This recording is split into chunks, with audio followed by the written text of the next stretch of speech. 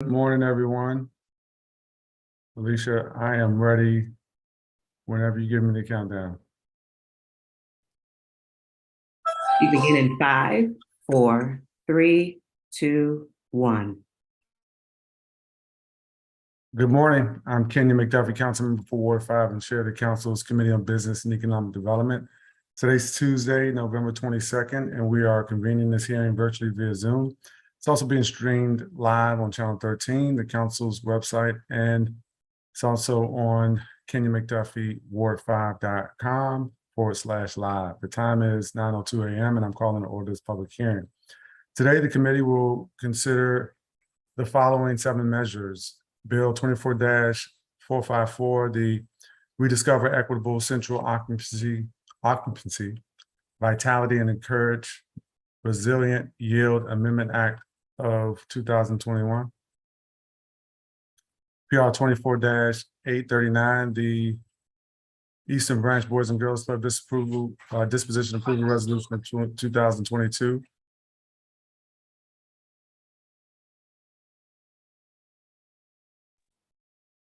PR 24-1035, the Society for Science and the Public Revenue Bonds Project Approval Resolution of 2022. PR 24-993, the Provident Group Bison Properties Inc. Revenue Bonds Project Approval Resolution of 2022. Bill 24-1089, the Howard University Property Tax Exemption Clarification Amendment Act of 2022.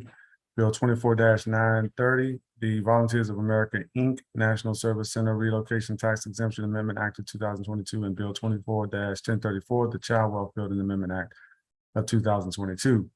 We're going to begin with Bill 24-454, the Rediscover Equitable Central Occupancy, Vitality, and Encourage Resilient Yield Amendment Act of 2021, or the Recovery Act. This bill was introduced on October 18th, 2021 by Council members Brooke Pinto and Christina Henderson. It was referred to the Committee on Business and Economic Development on November 2nd, 2021.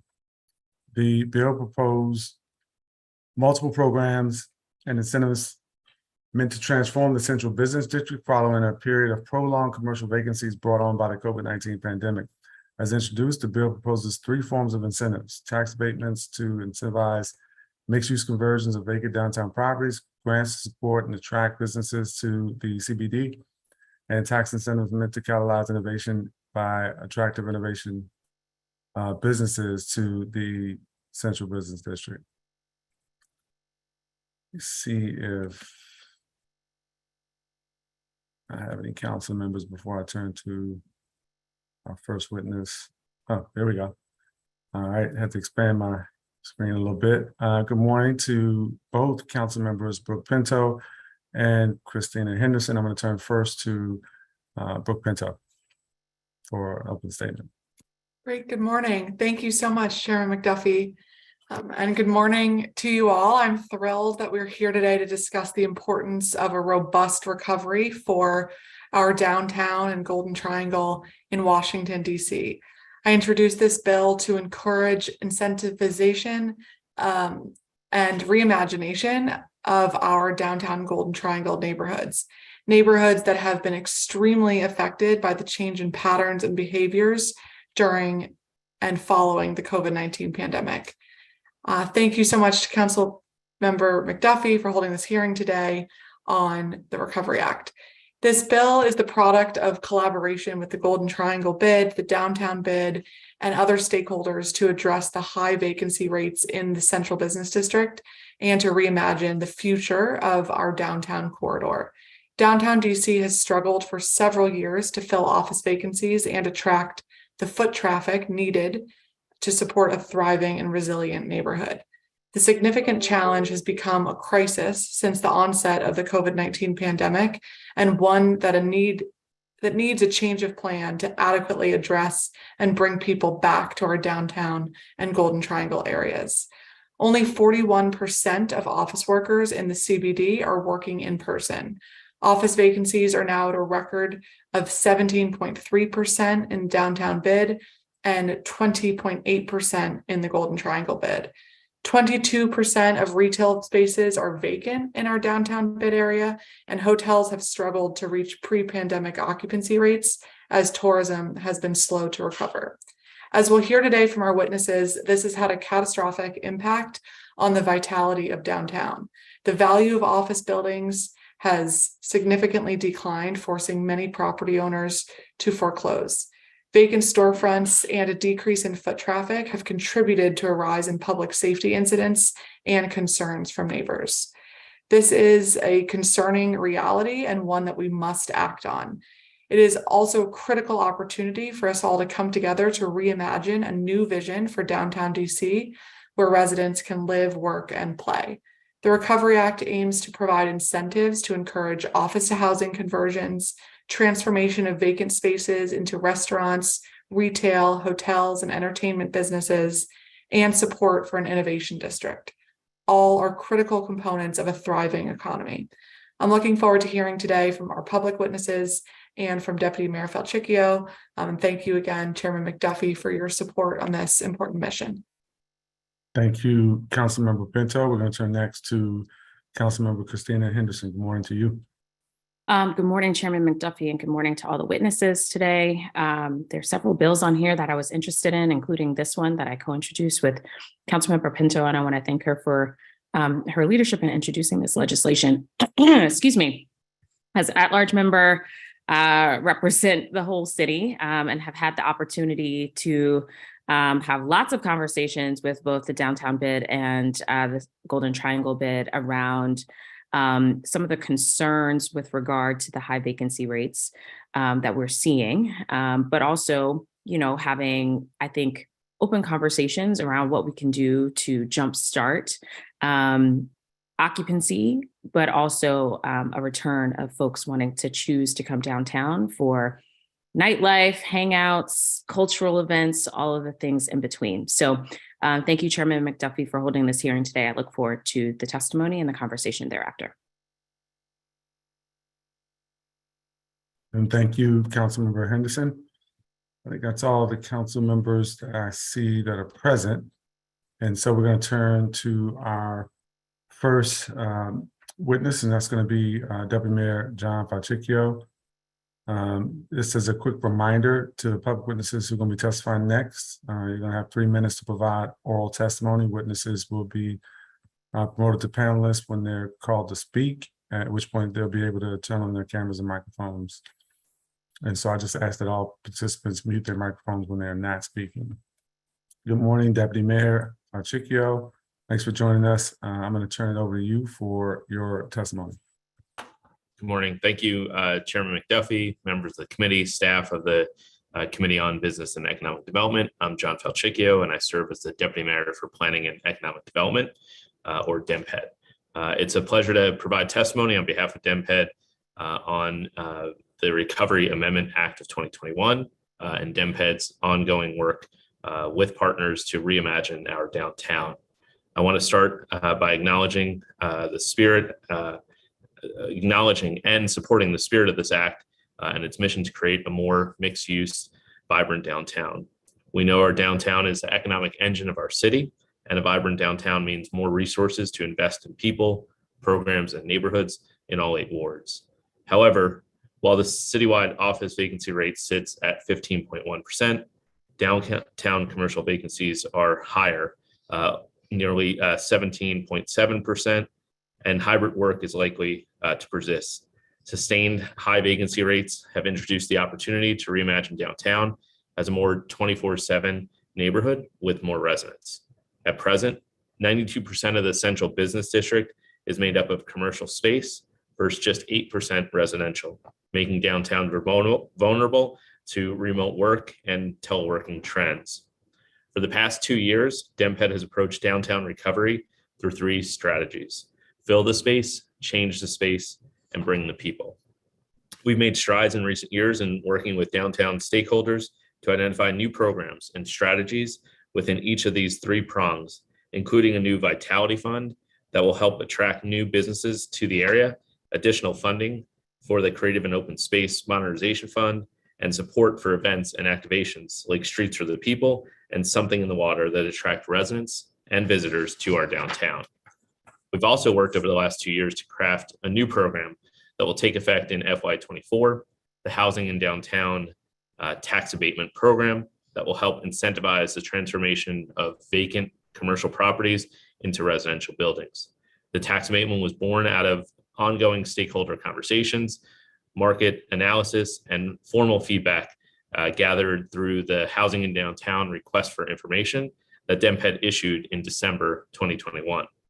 We heard from our property owners, developers, and others that conversions to residential use are difficult, case-by-case decisions that must take into account the physical, financial, and administrative barriers that will make wide-scale conversions unrealistic. Building on this feedback, DEMPED introduced a targeted abatement that provides property tax abatement for buildings transformed into residential use in the central business district.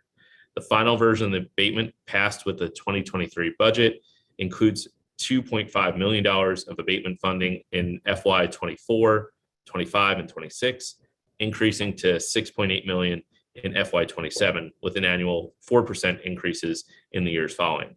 The program requires 15% of affordable units at 60% MFI in exchange for a 20-year tax abatement.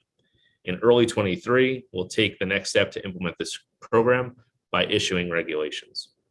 The focus on downtown and specifically on reimagination of commercial office space is a key element of DEMPED's economic strategy, and that is currently in place. We've heard from numerous downtown stakeholders and experts in economic strategy engagement meetings about new ideas for creating a more vibrant and resilient downtown. As the strategy is finalized in the coming months, our team will continue to analyze all approaches towards downtown reimagination, including the necessary investments needed to implement them as we begin to prepare Mayor Bowser's FY 2024 budget proposal. We'd be happy to meet with council members and their teams to ensure that we have an appropriately targeted toolbox of investments and programs to restore our downtown to a center of activity and economic prosperity for our residents, workers, and visitors. Thank you for the opportunity to testify, and I'm available to answer any questions that you may have. And I know that you have a very important appointment this morning. I'm going to ask a couple of questions and then return. We're going to do 5-minute rounds, staff.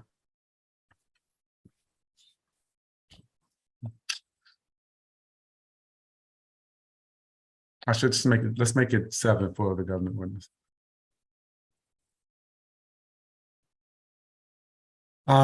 You mentioned downtown conversions, and this comes up pretty frequently in conversations about what to do with downtown or how to support activity downtown.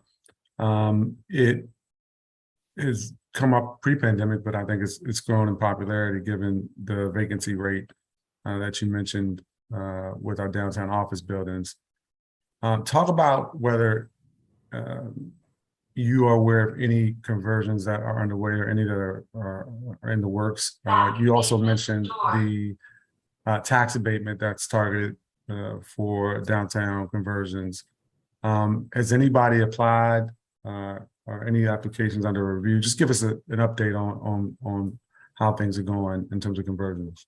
Absolutely. So in December of last year, we put out an RFI.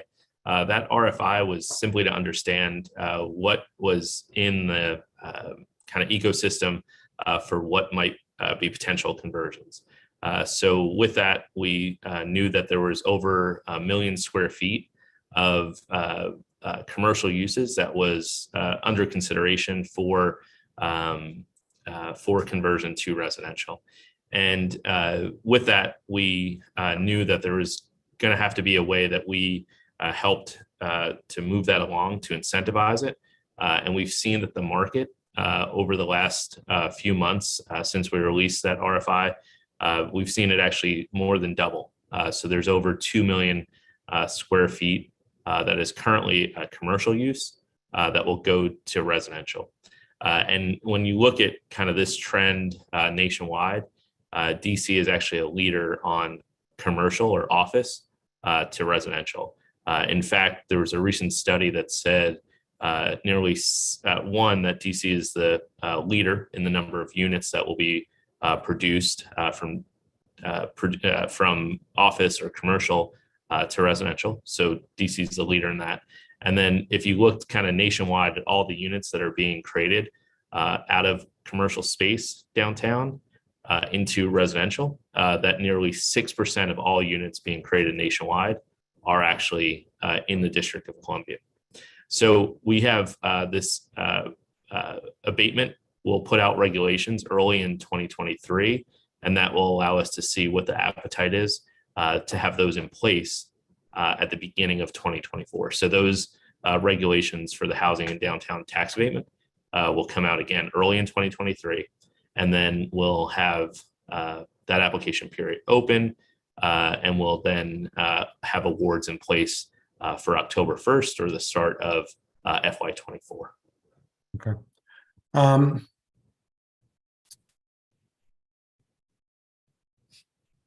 In terms of affordability, with respect to the Housing Downtown Act, what's the requirement for affordability on that? And then talk a little bit about the recovery bill, the abatement for the residential conversions and the recovery bill. Is there any difference between affordability levels? Yes, so it's a little bit different. So what's in the law now for the tax abatement is that the program requires 15% of units at 60% MFI in exchange for a 20-year abatement. And then in the bill that's before you all today, it is at least 20% of units affordable and rented to households earning an average of 80% or less of MFI, provided that no household earns more than 100% of MFI. So there's a little bit of difference between the two, but that is, something that I think that we could discuss. And I think really for us, what we've heard a lot of feedback from the industry is just that the kind of the return and the margins on these are very slim. These conversions from commercial to residential.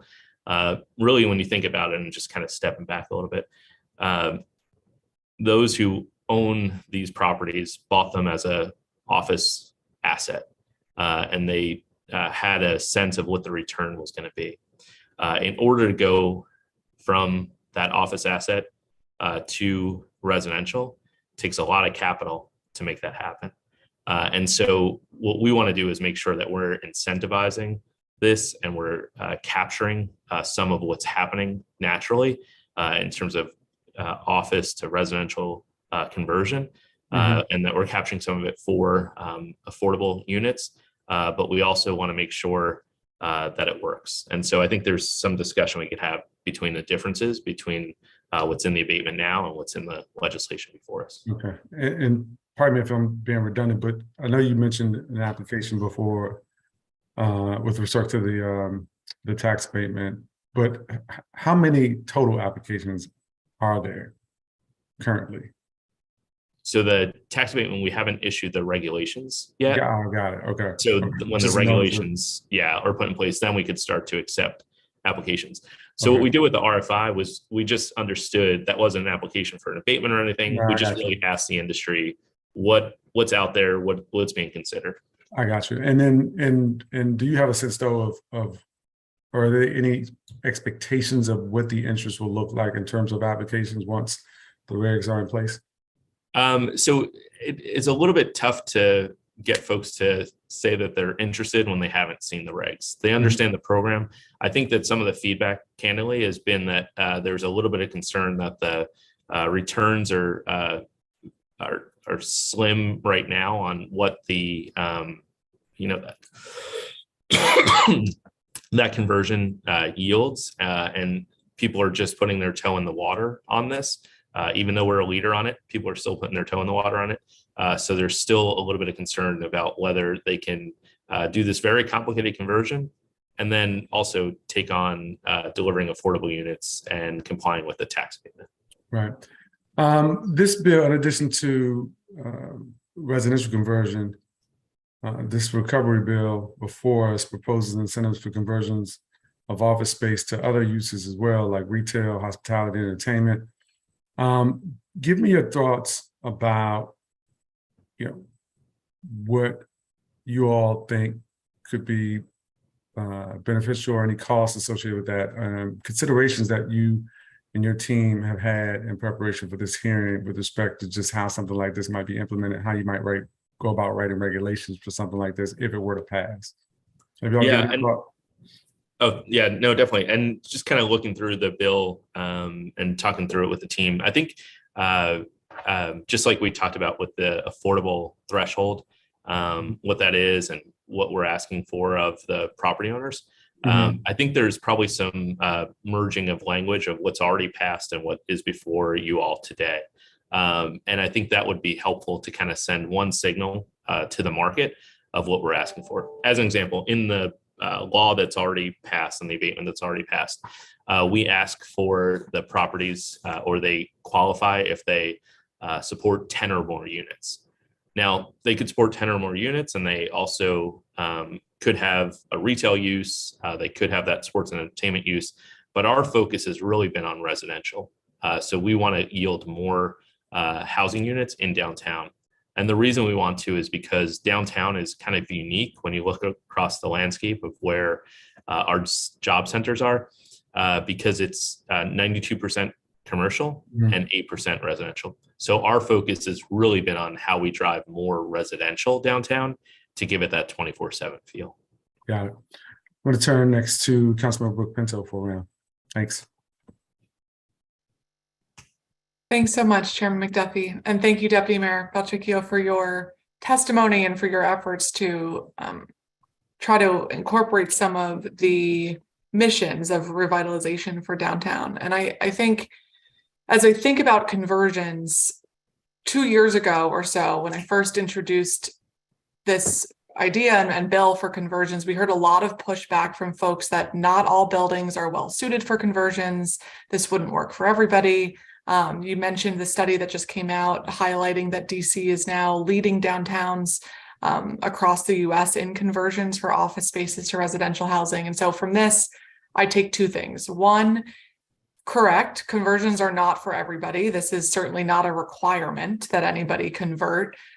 This is just an incentive to do so, to make the math work a little bit better, especially in the event that the building's a little bit harder to convert. And two, since the market seems to be leaning into conversions, we don't want to incentivize behavior too much for something that the market will take care of naturally, but we do want to use the abatement to help us accomplish some of our other goals, like residential, like affordable housing, like prioritization of our women and minority-owned businesses downtown, supporting project labor agreements, getting our hotels and retail downtown. And so that's some of the calculations that we were and continue to weigh in this kind of math equation to figure out what the appropriate abatement is. So since you've engaged with the request for information and have been speaking to more property owners, what are some of the factors that you've found that would make someone more likely to utilize the tax abatement?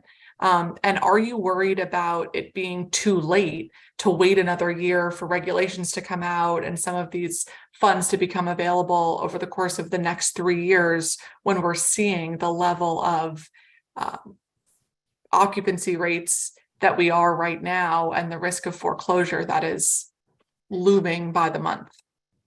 Yeah, so it's a great question. I think the other policy goal that we share is making sure that when these conversions happen, that we capture a certain number of units, and that percentage we could, really kind of flesh out together, but that we capture a certain number of units as affordable. And the reason being, because downtown is a high opportunity area. There's great transit. There's obviously access to jobs. There's amenities, and there's even great parks like Franklin Park that you and the mayor worked on delivering together. So I think what we want to do is make sure that while this sort of trend of office to residential is happening, we want to make sure that residents of all incomes can have an opportunity to live downtown in those high opportunity areas. We actually have another tax abatement that's separate from this one that actually focuses on those areas, those planning areas where we don't have enough affordable housing, that are high opportunity areas like Rock Creek West, Rock Creek East, and two others. But this work is so important because I think it's an opportunity for us to actually make sure that we have a very unique opportunity in downtown, or very unique abatement in downtown to do this. So I don't think, to your question in particular, I don't think that we're too late in any stretch, either on the abatement that's on the books now or the work that's being done on this bill, because it takes time to do the planning for these conversions, and the abatement really will take effect when the units deliver. So I think what's important for us is to keep doing this work, keep listening to the industry, and I think one of the things we've talked about this actually, and I know when the downtown bid had a convening, we want to make sure we capture affordable units, but putting every policy goal onto each conversion might make it a little bit harder for property owners to utilize the abatement. So we want to be careful of that too. Discussion. Okay, thank you. And in terms of retail vacancies that we're seeing at 22% still downtown, how are you thinking about addressing those retail and ground floor vacancies in your strategy for next year? Yeah, so it's a good question. Actually, Councilmember, I don't know if you remember this, but we walked from the Wilson Building one day up 14th Street, and we were actually talking about just this issue, which is that we need to make sure that that we see that vibrancy in retail spaces. So since that conversation, we actually have done some great work with Golden Triangle on Grow Golden to actually make sure that local entrepreneurs can go in to spaces that are vacant and utilize those spaces for a period of time. We also are looking at, we're finalizing our economic strategy. So just overall our 5-year economic strategy. And then we're going to have a specific work that we do early next year with the Golden Triangle bid, with the downtown bid on downtown specifically. So we're going to establish the 5-year strategy for the city, and then we're going to do some work specifically on downtown. What we want to do is see if there are other uses in addition to retail. Like one idea that's come to us is some light industry. And don't get scared, not talking about some what industry? Light industry, right? Light industrial, sorry. To have like artisans and makers actually put together, it almost would be kind of like visually appealing because you'd see people working. I want to think of a better example than this, but the example I have for you now is the Krispy Kreme in DuPont Circle, how it has that sort of conveyor belt of donut maker. And again, I'll think of a better example, Councilmember, but having more of those sort of like makers that actually utilize not just downtown for the retail space, but also as their shop. That could be an interesting way that we approach it. How we incentivize that is something we still have to kind of hash out. But that's another way to use retail space that's not as traditional as trying to fill it with Starbucks again. Right. And I like that idea a lot. And I would just say one of the things that this bill does is seek to provide grant money to incentivize those kind of relocations in these spaces that we need to see them. I don't know if we're going to have a chance for another round. So if I could just ask one more question. Which is when you're working to attract businesses to downtown, particularly that aren't located there right now, what are some of the considerations that you're hearing for potential draws or drawbacks from people in their calculations? Yeah, I think people still see downtown. Well, first off, our talent is what attracts people. So we've got one of the most highly educated workforces in the nation right here in Washington, D.C. The fact that we have cool, vibrant neighborhoods kind of in the adjacency to downtown and pockets of it in downtown, people see that and they want to be a part of it.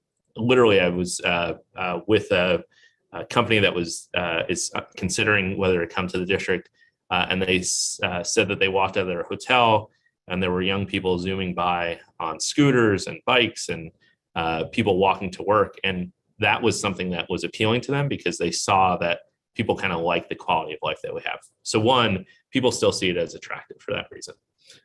What the drawbacks are I actually don't think it's necessarily kind of what is happening downtown in terms of office utilization, or maybe that restaurants might close a little bit earlier or not be open for lunch as much as they would want to. I think what people actually talk about more is whether the regulatory environment is going to change after they get here. And that's what we hear most from employers as they consider moving here. And a lot of times, as of late, it's either here or Northern Virginia. And in Northern Virginia, they feel like they'll have a more friendly regulatory environment. Thank you so much. I think that's an important thing for all of us to continue considering, the consistency of our regulatory environment. All right. Thank you very much, Deputy Mayor. Thanks, Chairman McDuffie. Thank you. Just really quickly, Deputy Mayor, just before you go, give me a sense of, we talked about, in this bill really contemplates downtown. We talked about conversions, office and residential. But give me a sense of just how things are going with other businesses in the downtown area, whether it's restaurants, other sort of nightlife, entertainment venues. Like, what's your sense of how things are going with those businesses? In downtown versus other areas? No, I mean, just in downtown. I mean, we've talked primarily about office and office conversions and residential, but there are obviously other businesses downtown. We're still, I think in some people's minds, we're out of the pandemic, but I think if you talk to the business owners, they'll tell you that they're still facing challenges, which they continue to try to adjust from. So I wanted to just get your sense before you go about what you're hearing and what you're seeing with some of the other aspects of our downtown. We've got sports that are back downtown, Capital One Arena. We've got other things, but like, what's the climate like for other businesses? Yeah, I think people see it trending in the right direction, but not where they hoped it would be. I think that's the kind of the downtown. I think that would be kind of a general sentiment. And I think really getting office workers back to the office. I actually heard a really interesting frame that really is. There is something weird going on with your audio. Really? I mean, it sounds much different than it did earlier. I haven't moved or anything. Is it just me, or is Councilmember Pinto? Are you hearing it, Councilmember Henderson? Okay. Yeah. Let me see if I. It's almost like slightly a little bit of feedback. I'm Feedback. sorry, and I didn't turn to Councilmember Henderson, so I need to give her a round before I start asking other questions too. So before You we still hear that feedback now? do, yeah. You do. I can see if we've got other folks who are down the hall. I could walk down the hall to them. It's much better now. Whatever you. Oh, it's better? Yes, it's Oh. back. Yeah. Okay. So All right. I'll let you answer that really So, briefly. yeah, and then just I need to briefly. turn to Councilmember Henderson for a Yep. round. My apologies. Just briefly, I think people had hoped we'd be further along at this point. And I think the thing that is driving that right now is the office worker not being in the office as much. So, you heard the citing of the data about 41%. I think consistently people see that Mondays and Fridays are softer. Tuesday, Wednesday, Thursday, see more people, see more activity. And the one thing that I would say about this bill, that why this bill isn't so important and this work is still important by our team and the council and all of us working together, is because I think what attracts people back downtown, and the frame I recently heard somebody talk about, is we've got to give people reasons why they want to come back to the office. And so kind of changing the space, filling the space, that's what brings back the people. So I think that work, the work of this bill is important because of that. Right, I appreciate that. I want to turn to Councilmember Henderson for a round, but I'll probably just say, I want to make sure we aren't just looking for one use to revitalize downtown as well. I think we focused on sort of the office conversions, and I think it's an important aspect for the city to consider. We've had lots of conversations, and frankly, those conversations predate the pandemic. But I think a mix of uses that support our economic recovery is really what's important. And just for the committee, I think it's going to be important for us to look and see whether or not there are any other impediments for people to be able to use buildings for different uses than perhaps originally intended downtown, so that we can make sure that we are seeing the revenues that we need to see as we continue to recover. So, Councilmember Henderson, again, my apologies. I'm turning you for a round. No worries, Councilmember McDuffie. I'm just moonlighting as part of your committee today. Deputy Mayor, thank you so much for your testimony. I just wanted to be super clear about it though. Are you suggesting that this legislation isn't necessary due to DMPED already moving forward with a abatement idea, or? So there's more to this legislation than just the conversion. Right. So I think that's important. I think what I would say on the conversion is I just want to figure out if there's either alignment with what we're already working on, which is already passed the council and is budgeted, just that we do that in a way that we can, we're supposed to put out regs in the beginning of the year. So I just want to make sure that there's kind of alignment so we don't tell the market there's two different things coming.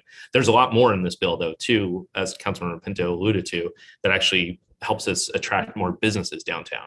Okay. That work, more tools on that, it definitely needed. Okay. I was like, I don't hear him saying yes, we like this, or no, we want changes. So I just wanted to put a finer point on that. I think we get really excited about office to residential conversion. I would say though, I think it's funny since being on the council, this definitely being something that people have been talking about, but also learning from developers and others of what does it actually mean, right? It has to be the right type of building that is the right size and shape. And then we also have to work on the fact that the plumbing in some of these buildings are not designed for residential. Neither is the DPW sewage that is sort of connected in downtown. And so I think for Councilmember Pinto and I, we recognize, and some of our colleagues, right, certainly recognize that this is a bigger undertaking from a capital budget perspective than perhaps what people are suggesting about its simplicity. And so I definitely think that residential can't be the only thing in terms of that. But in that regard, so I am curious around the pieces of the legislation that are around attracting businesses to come downtown. I see Leona on the last time we did a walking tour of Golden Triangle. And I was sort of saying, even if we wanted to do residential conversion, my question to Leona was why would I want to live down here? Right? Where the CVS is closed down the street, or the nearest grocery store requires, more than just a walk, right? I either have to get on a bus or whatever, et cetera. We have made so many changes in terms of movement of people, whether it be bike lanes, bus lanes, et cetera, that there isn't very much on-street parking. So I'm curious, can you speak to how you all are thinking about all of these various elements in terms of coming, back downtown? And it's weird for me to say this, but also including the parking, right? I was down on Sunday. I went downtown for a baby shower. And, with my little permit, sometimes I feel principled on the matter of no, we're going to find on-street parking.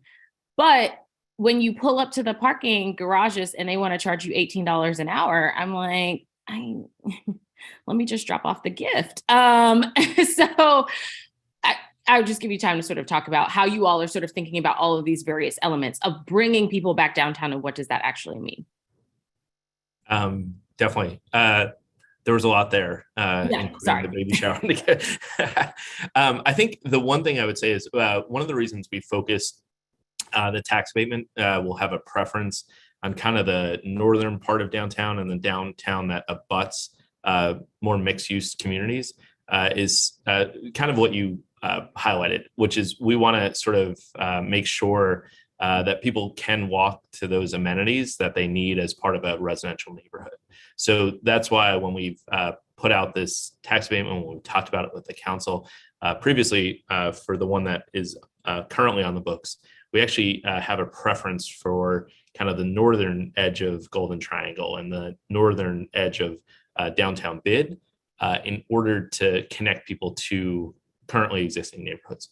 And when you look at downtown, the reason why I think, and not to, again, bring it back to the office to residential conversion, but the reason why we're talking about it for downtown so much, or we focus on it so much, is because when you look at a neighborhood like DuPont Circle and the DuPont Circle Bid, their retail wasn't as challenged as maybe the heart of downtown because they have a lot of residential around it. And so for us, the mix of uses, when you think about, I know Councilmember McDuffie is very proud of all that is going on in Union Market and Noma. And that's a really mixed use community where it's closer to 50-50, 50% commercial, 50% residential. So you have that vibrancy in downtown, even with the conversions that are on the books in terms of what we know of in the marketplace, about 2 million square feet. Some will argue it's even higher, about 4 million square feet. There's still over 100 million square feet of commercial space. So we have a long way to go to get that same mix that we have in neighborhoods like Union Market and Noma and Capitol Riverfront or Southwest DC.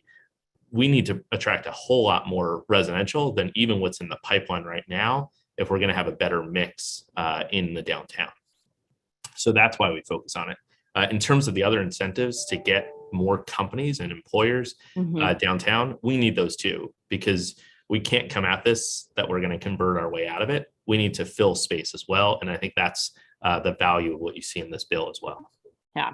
You know, honestly, I think one sort of, and it might be because it's on my brain from something I'm doing later, but one incentive that I feel like for some of these companies who have workers who may live in Maryland and Virginia to sort of get them to come, I think you mentioned earlier, like how do we get people to want to desire to come into the office is around, I think we should probably look at more is like childcare as an incentive. And I say that as someone who has like worked from home with other, you know, with rugrats running around, it's very difficult. But I think for some who might say, oh, if I can drop my kid off downstairs and go upstairs and, you know, work my work day, they might see that as a better incentive than saying we're going to offer transit benefits or something else. So I think we should probably just think about how we are talking to businesses around what do incentives look like and pushing them to think outside of the box. But I'm over my time and I know you have another appointment. Thank you for your time. Thank you, Councilmember McDuffie. Thank you, Councilmember. Thank you, Deputy Mayor Falcicio. We are going to turn to our list of public witnesses at this point. Thank you, Chair. And if we have any follow-up, we'll make sure we reach out to y'all. Is there anything else, though, that you want to add to the record for this measure before we? No, just thank you for the time and look forward to working with all of you on the bill as it moves forward. Thank you. Great, thanks. All right, let's see who we have here. I'm gonna work from the list that we have published. And I don't know if I see Howard Marks. I'm gonna make a call anyway. It's with the Gallery Place Condominium Association. Thomas Penny, President, Donahoe Hospitality Services. Suzanne White. Rebecca Strauss, Yasum Sayan, Trupti Patel, Leona Argodis, Ducey Jaron Price, and then Evan Weissman. So I'm going to just make a call in that order. I see a number of folks have already joined us in our panelists. So let's begin with Howard Marks. And good morning to you. Thanks for joining us. You begin your testimony. Thank you, Chairperson McDuffie and committee members. My name is Howard Marks, and I'm here to support the passage of the Recovery Act. I am the Vice President of the Residents at Gallery Place Condominium Association in Chinatown, with about 300 residents and 10 staff. The testimony I give this morning only reflects my own views. We are a racially diverse building filled with empty nesters, young families, students, and young professionals. Many of us moved here due to the easy access to work, museums, entertainment, restaurants, and metro, as the Vice Mayor mentioned. We applaud our Council Member Pinto for introducing this visionary legislation co-sponsored by Member Henderson, which directly addresses serious issues facing Chinatown post-COVID. And we greatly appreciate Chairperson McDuffie's recent visit to our building to hear from our residents directly. Thank you so much, Mr. Chairman. We now only have a fraction of the office workers, international tourists, and convention goers who came to Chinatown pre-COVID. Without them, the number of drug dealers and mentally ill homeless people have become much more prominent. And there is a public perception that Chinatown is not a safe place to visit.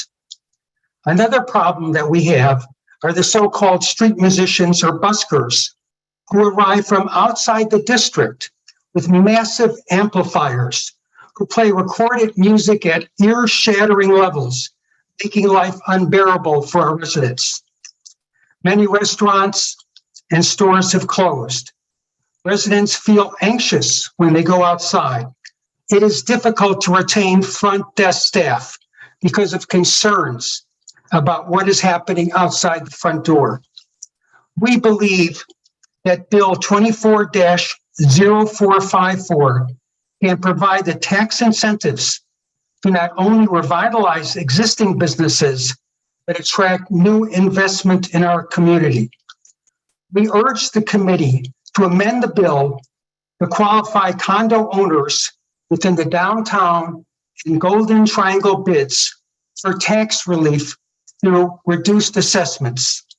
Instead of growing, the value of our real estate investments in Chinatown has dropped by as much as 25%.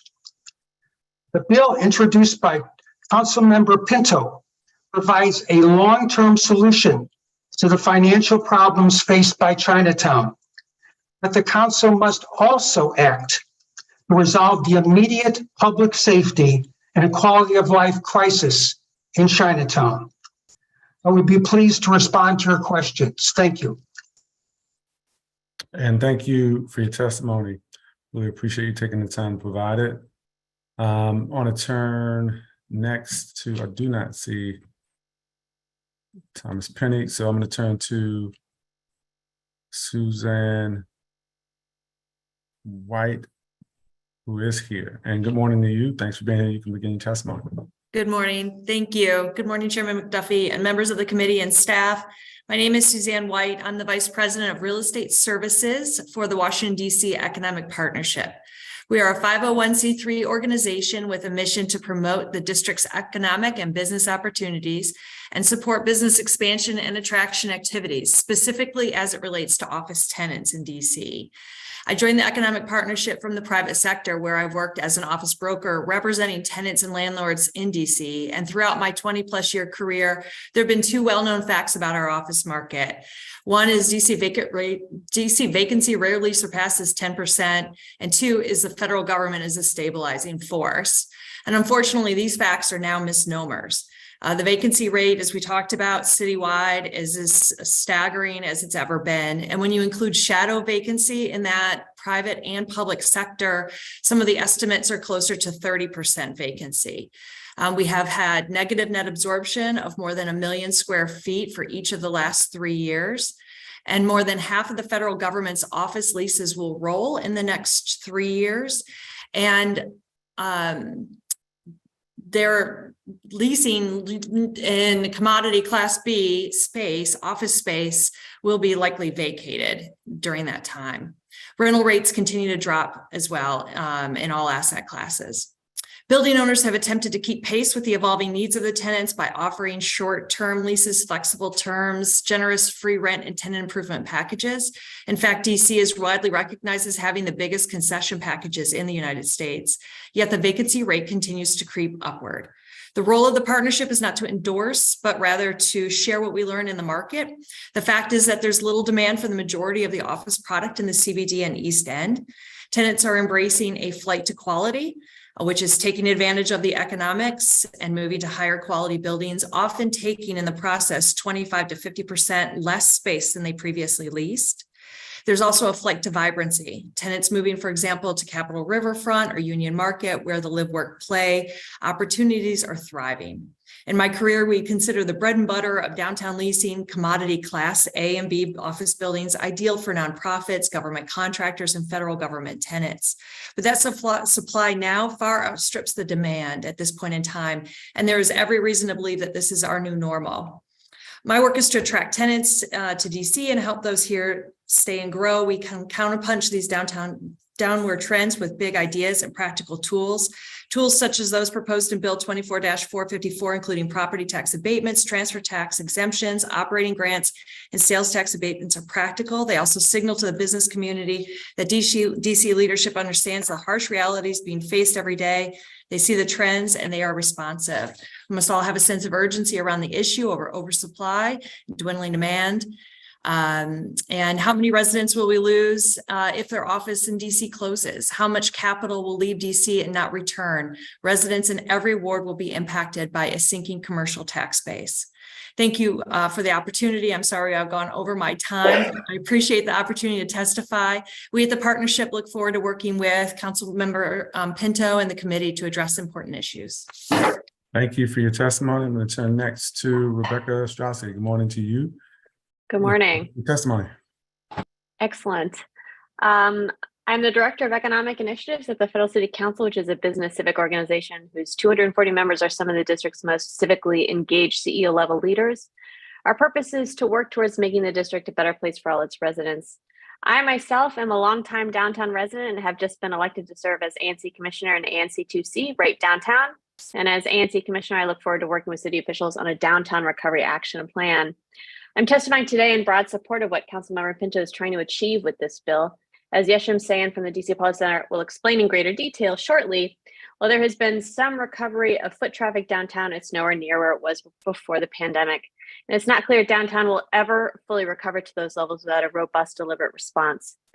And without that response, there could be catastrophic consequences for the city's bottom line. Commercial real estate is plummeting in value, which will lead to plummeting tax revenues that the city relies on to fund services for residents. There are pieces of this bill that hit the right notes. Conversions must pencil out for property owners, and real property tax abatements and transfer tax exemptions will help. Any extra financial carrots we can provide to businesses to relocate to the CBD will make a difference. Tax abatements for biotech and IT startups will too. But this Recovery Act should be the start and certainly not the end of a much larger comprehensive action plan to save downtown. We encourage the council to continue to think creatively about how best to make downtown a bustling, vibrant neighborhood once again. Some possible additional actions could include investing in business attraction. Our peer cities and suburbs are doing better at this than we are. Not all office space needs to be repurposed. If we know that office workers will be in 60% of the time, we should aim to attract 40% more employers to take up the empty space, and it will be a job winner for DC residents. Second, investing in talent attraction and retention. The Penn West Innovation and Equity District can be the tech talent focal point. The district is swimming with young college students. Give them an incentive to stay. Foreign students and other highly educated foreigners could stay with a startup visa to launch enterprises and hire local residents. Third, establishing special business zones. Amplified noise and public safety have been a problem for workers coming back to the office. Perhaps some areas could be designated as having more ramped up police presence and noise restrictions. Fourth, collaborating more closely with federal office planning. The federal government is the city's largest employer and leaseholder. It's also been the slowest to come back to the office. More DC government resources and staff time should go towards enticing federal workers back. For too long, the council assumed downtown would always thrive as the heart of the region and the go-to for an office destination. It was thought that it didn't need careful monitoring of its vitals and real nourishment. Fortunately, there is a growing awareness on the council that we cannot just sit back and wait for a recovery that might not happen. Deliberate action is what's needed, and we commend Councilmember Pinto for taking that first stab. Thank you. Thank you for your testimony. We're going to turn next to Yasin Hussain. Morning. Good morning, Chairman McDuffie and members of the committee and staff. My name is Yashin Hussain. I'm the Executive Director of DC Postal Center. This bill was introduced a year ago in October of 2021. Since then, we have seen some improvements in economic activity in downtown, but that has not really translated into improvements in the commercial sector, especially the condition of the office market. You've already heard about persistent and increasing vacancy rates and the net negative absorption that's been going on for 3 years. But a few other things to kind of point out. There has been very few sales, which is a very troubling sign. We have seen some distressed sales, and the other sales we're seeing are for conversions, which is great for the residential market, but really bad news for the office market because the values have to come down so much for the sales to happen. And then the empty buildings are no longer really reflecting the need to stay home because of the pandemic. When you look at data, residents are leaving their homes over the weekends at the same levels as they did before the pandemic. They're just not showing up in their offices during the week. So that basically tells us that the impacts of the remote work will continue. And we're also seeing it in how investors are sort of considering secondary and tertiary cities over cities like DC, Boston, Chicago, New York, with the expectation that these sort of central business districts will not have the same type of demand they had prior to the pandemic. This means that the downtown recovery will take a long time. It's just the nature of changing use of space, and you know, office buildings will have to be used in some other ways. In this context, this bill, the Recovery Act, is actually a really valuable add-on to the existing artillery that the district has already put in place. I have basically 2 recommendations for this bill and a broader observation that I want to share with this committee. The bill has right now a 3-pronged approach. There are property tax abatements for various types of conversions. There are operating grants, and then for either tenants or landlords, depending on how they sort of write their relationship in a lease. And then there are also sales tax abatements for startups in certain industries where you know, workers are more likely to show up. First, I encourage this committee and the executive to use a comprehensive view in using these 3 different approaches rather than separately granting public dollars. Maybe potential bids can be coalitions of various types of developers that bring all 3 together. This goes back to the earlier discussion between Councilmember Henderson and Deputy Mayor in the first panel, where you do need clusters of economic activity. You need a supermarket close to the residential places, maybe a daycare, maybe something else. So using these 3 together for combined bids might be helpful. The second recommendation I have is to reconsider some of the requirements. It makes sense to have some inclusivity requirements when we are spending public dollars, but some of these things may be too burdensome. For example, project labor agreements increase costs by up to 20%, and they may actually counter the impact of this bill. Actually, I'll stop here because I'm over my time. Thank you so much for the opportunity to testify. And thank you for your testimony. I'll give you some time on my round to finish your second recommendation that you were making. I appreciate your testimony. We're going to turn next to Commissioner Trupti Patel. Good morning to you, Commissioner. Great to see you. You can begin your testimony. Good morning, Chairman McDuffie. Thank you for holding this hearing. And I just want to acknowledge Council members Pinto and Henderson. Good morning to you. Thank you for being here. I've already submitted my testimony ahead of time, and ANC 2A will be sending the resolution over to you. That was a unanimous vote in supporting this act. And so I'm going to just paraphrase my testimony. I'm not going to lie, I've kind of been a little bit demoralized hearing some of the other prior witnesses, and all they're talking about is the challenges of this bill, what it's lacking. And all I want to just say is that, as a resident who lives here, who's worked here, I don't want to hear about the challenges. I want to hear about a bold, innovative, inspirational vision, because I want to stay here. I've lived in this neighborhood for 19 years. I've worked in this neighborhood for 9 of them. And, you're talking about me. You're talking about how you impact my quality of life. And all I can say is the investment, whatever it's going to cost, will be worth it, because I want to live here. I want to stay here. And, it is heartbreaking, because I am seeing people talk to me and tell me they don't want to live in my neighborhood anymore because there's nothing to do here. This is a ghost town that Central Business District is becoming. And, I frankly am tired of walking 30, 45 minutes somewhere else in town to go eat dinner somewhere, to go have a good time, because basically no one wants to come to the West End or Foggy Bottom because it's considered boring.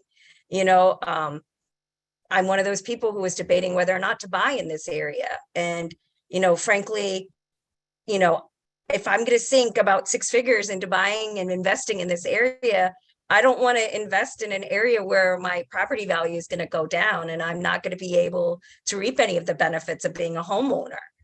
And, I understand this is outside of everybody's comfort zone. COVID-19 has made all of us uncomfortable. But all I can say is that it's going to take a big, bold, innovative package to revitalize this area. And I think it's really worth it. And, I'm not someone who knows economic policy forwards and backwards, or, the impacts of all of these things. All I can tell you is just my human experience. And, I'm really excited about the fact that we are going to be catalyzing innovation in this area. We are talking about mixed use development. And we are talking about trying to keep people housed here in this area. And we're talking about investing in businesses in this area. DC is at a pivotal stage right now in its ability to grow. And I do agree with Councilwoman Pinto. If we don't take action now, it's going to become a problem that's deeply more entrenched. And I don't want the residents and the businesses that are in this area to feel like they weren't worth the investment. So I see I'm gone over my time. I apologize, but I just kind of wanted to just say that, as a human being, as a resident in this area. Thank you. Thank you for your testimony, Commissioner. Next, we have Leona Agarides, and good morning to you. Thanks so much for being here. You can begin your testimony. Okay, good morning, Chairman McDuffie, committee members, and staff. My name is Leona Agarides, and I'm the Executive Director of the Golden Triangle Bid. Thank you for allowing me the opportunity to testify today, and I'd like to make a special thank you to Councilmember Pinto for her continued leadership, and to Councilmember Henderson for her help in co-sponsoring this bill and for her vision as well. The Golden Triangle supports this bill while taking into account the modifications made by the executive in this committee since the bill was introduced, and we had some discussion of that with the deputy mayor earlier. In the interest of time, my testimony will focus on the sections focused on bringing retail and small businesses back to the neighborhood. The Golden Triangle has the largest percentage of vacancies in the district due to its office-heavy nature, and approximately 22% of office space in our neighborhood is unleased. That equals more than 7 million square feet. If we want a healthy CBD and a healthy neighborhood and a healthy District of Columbia, we need to bring affordable housing and other businesses which do not rely on the traditional office worker back into the neighborhood to fill vacancies. The 10-year sales tax exemption in this bill is an important kickstart needed to help get our vacant spaces filled again. And we support this targeted and effective tool for growth in the CBD and, of course, the Penn West Equity and Innovation District, which the mayor supported in her FY23 budget. Given the mayor's continuation of the Vitality Fund, the inclusion of the grant program and tax relief in this bill remains essential. And since the Vitality Fund only assists businesses of a certain size and in certain professions, the CBD needs a program that incentivizes other types and sizes of businesses as well. This would allow the district to pivot from older, more stagnant office sectors and take advantage of the growing tech sector. The cost of doing business in the district can be prohibitive, especially for restaurant and retail, and it's harder now than ever with fewer potential customers on any given day. The Golden Triangle has lost more than 130 retailers since the pandemic began. The ground floor is essential to vitality. The Golden Triangle recognized this early in the pandemic and launched our Art and Vacant Windows program and the Grow Golden program, which is one of my favorites. Grow Golden connected women and minority entrepreneurs with building owners to fill vacant spaces at free or deeply discounted rent. The grants in this bill would help more local retailers build out their space and stabilize their operation. We're not focused solely on this bill, though, as the panacea for the CBD's redevelopment. As you are aware, the Golden Triangle and the downtown bids are working together to create an action agenda for the future. Our two bids are also consulting with DemPed on how best to prioritize revitalization in the CBD and the district's 5-year economic strategy. This gets to some of the things that other witnesses have talked about, the big idea, the how do you build everything else out, and it is a bigger picture. Thank you for your time, and we look forward to working with you on this bill and others as we reimagine this part of the District of Columbia for the future. Thank you. Thank you for your testimony. We're going to turn next to Jaron Price with the downtown bid. Good morning to you. You can begin your testimony. Good morning, Chairman McDuffie, and thank you for the opportunity to testify today. Also, thank you to Councilmember Pinto for your continued leadership and Councilmember Henderson. And also thank you to the staff of this committee. I think many people have shared things that I think are so spot on. And so I'm going to just paraphrase a bit of what I've submitted in my written testimony here. It's great to be able to follow Leona, who shared a little bit about some of the work that we're doing together as the downtown DC bid and the Golden Triangle bid. And I appreciate some of the comments made by other witnesses, including Commissioner Patel, around the need to take really deliberate, big, bold action. So I certainly echo that sentiment. My name is Jaron Price. I serve as president and CEO of the Downtown DC bid. I'm a longtime DC resident and currently reside in Ward 5. I would just sort of say off the bat, we 100% support the Recovery Act. We certainly stand by the purpose and the meaning behind it in its totality. And I think that it represents the need and just a real attempt to take action where it's necessary. And so we certainly applaud and appreciate that and hope to see this bill move forward.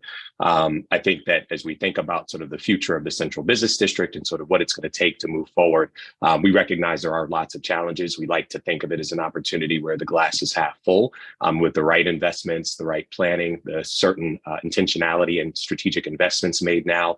We believe that we can have a complete and full recovery in downtown. I will say that we were excited by the fact that there was a implementation by the mayor and support from this committee to get into the FY23 budget support for specific residential office to residential conversion tax abatements. We believe that with this act, one of the things that we are really excited about is that it broadens some of the provisions. And so I just want to express our support for the fact that this incentive program will include things, not just residential conversion, but also retail, restaurant, entertainment, culture, hotel, and things that are discussed in the Tax Abatements for Housing and Downtown Amendment Act. I think it's really important that we use that as a baseline. But again, we want to think bold, we want to think big, we want to think broad about what it's going to take to truly bring about a real recovery. I'm not going to bore you with all of the details about sort of where we are in terms of the challenges. I think we all know we have very high commercial office vacancy rates. We have real challenges in terms of foot traffic. We still haven't seen office workers come back, as many people have noted. And as some others have said, that has led to what has felt like a perception of ghost town, right? And a lack of safety and everything else that sort of feeds into that. We believe that it's important as part of the strategy that we're working on together with the Golden Triangle bid, as we put together our downtown action agenda, to really think about what it takes to bring that full 24/7 neighborhood feel to the district. And we look forward to working together to make that happen with all of you and all the stakeholders who are invested here. But again, just want to express our support for the Recovery Act. We stand ready and willing to work together with you, Chairman, and everyone else to make this happen. So thank you so much for the opportunity to testify today. And thank you for your testimony. We're going to turn to our final witness, public witness for this panel, Evan Weissman. and good morning to you. You can begin your testimony. Good morning. Can you all hear me okay? Yes, we can hear you. Okay, thanks. You'll see that the audio is coming from my other box. So I'm doing a workaround here. Appreciate the opportunity to speak today. Recently spoke with Councilmember Pinto about this bill, and it's something we're excited about. Thank you to the other council members as well for considering this bill today. My name is Evan Wiseman. I'm president of the Donahoe Development Company. We're one of the longest tenured real estate development firms in the DC area. We've developed over 10 million feet of space in the last 6 decades or so. I'm sure a lot of people have seen Donahoe signs around. We do a lot of different things. We were started in Capitol Hill in 1884. We're the longest standing business in the area. And we do construction, property management, facilities leasing, and hospitality. I'm here to testify in favor of this bill.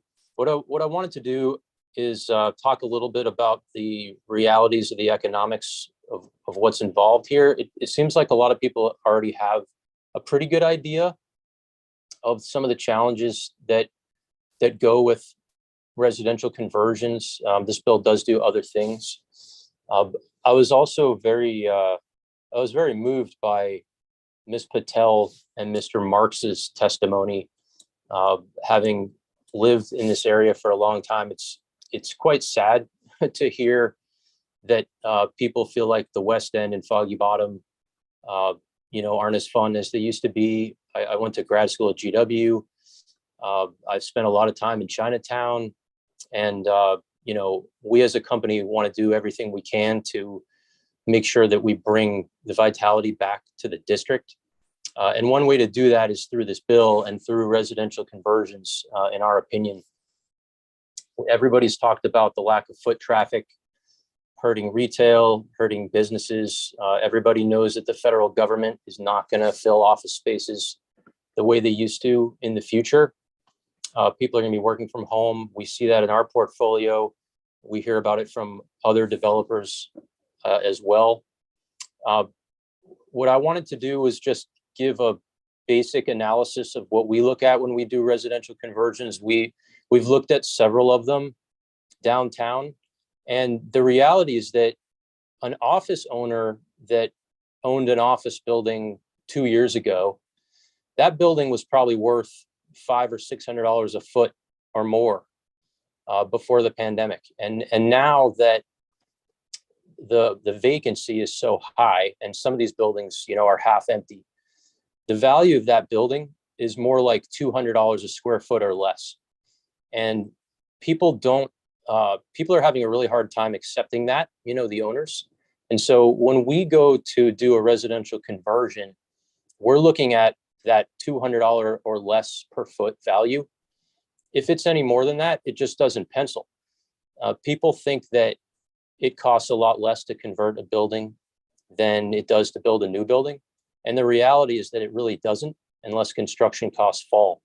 And so that's why these buildings are going into foreclosure, because a lot of people owe more money on their mortgages on these office buildings than we're telling them that we can pay them to buy the building for a residential conversion. So we support. Evan, I don't know if you could see the timer, but your time has expired. I wanted to give you some time to make that last point, and I'm happy to give you a little bit of time on my round if you have other thoughts, but I'll give you a moment to summarize if you have a brief summarizing. I appreciate that.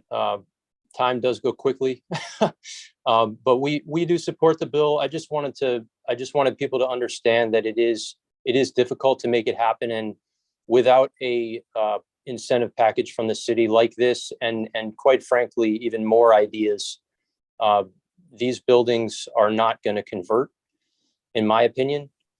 We do have the highest conversion number in the country, as was noted, but that's something like 4 or 5. It's not like there's 50 buildings, so it's a little bit misleading. But I'll stop there, and I'm happy to answer any questions as we go forward. Thank you. Okay, I appreciate it. I do have some questions. I want to begin, I believe I cut you short as well. You were making a second recommendation. I want to give you the opportunity to complete your thought in that recommendation. Thank you, Councilmember McDuffie. And the second recommendation is centered around the requirements in the bill that developers or landlords will have to meet in order to benefit from public dollars. It's normal to have some conditions attached to public dollars, inclusivity requirements, but I think some of those stood out to me. For example, the project labor agreements really add significant costs. And the other requirement that was kind of, it stood out to me is that startups need to go to buildings that have been vacant for more than 6 months. That seemed like a little arbitrary. If a landlord is facing persistent vacancy, they have all the incentive to reduce the prices. It seems like a way to limit the options that may not be necessary. But just going back to my original sort of recommendation, it makes sense in my mind to combine all these strategies and ask for combined bids. In those bids, the bidders can include in there what they will and will not do.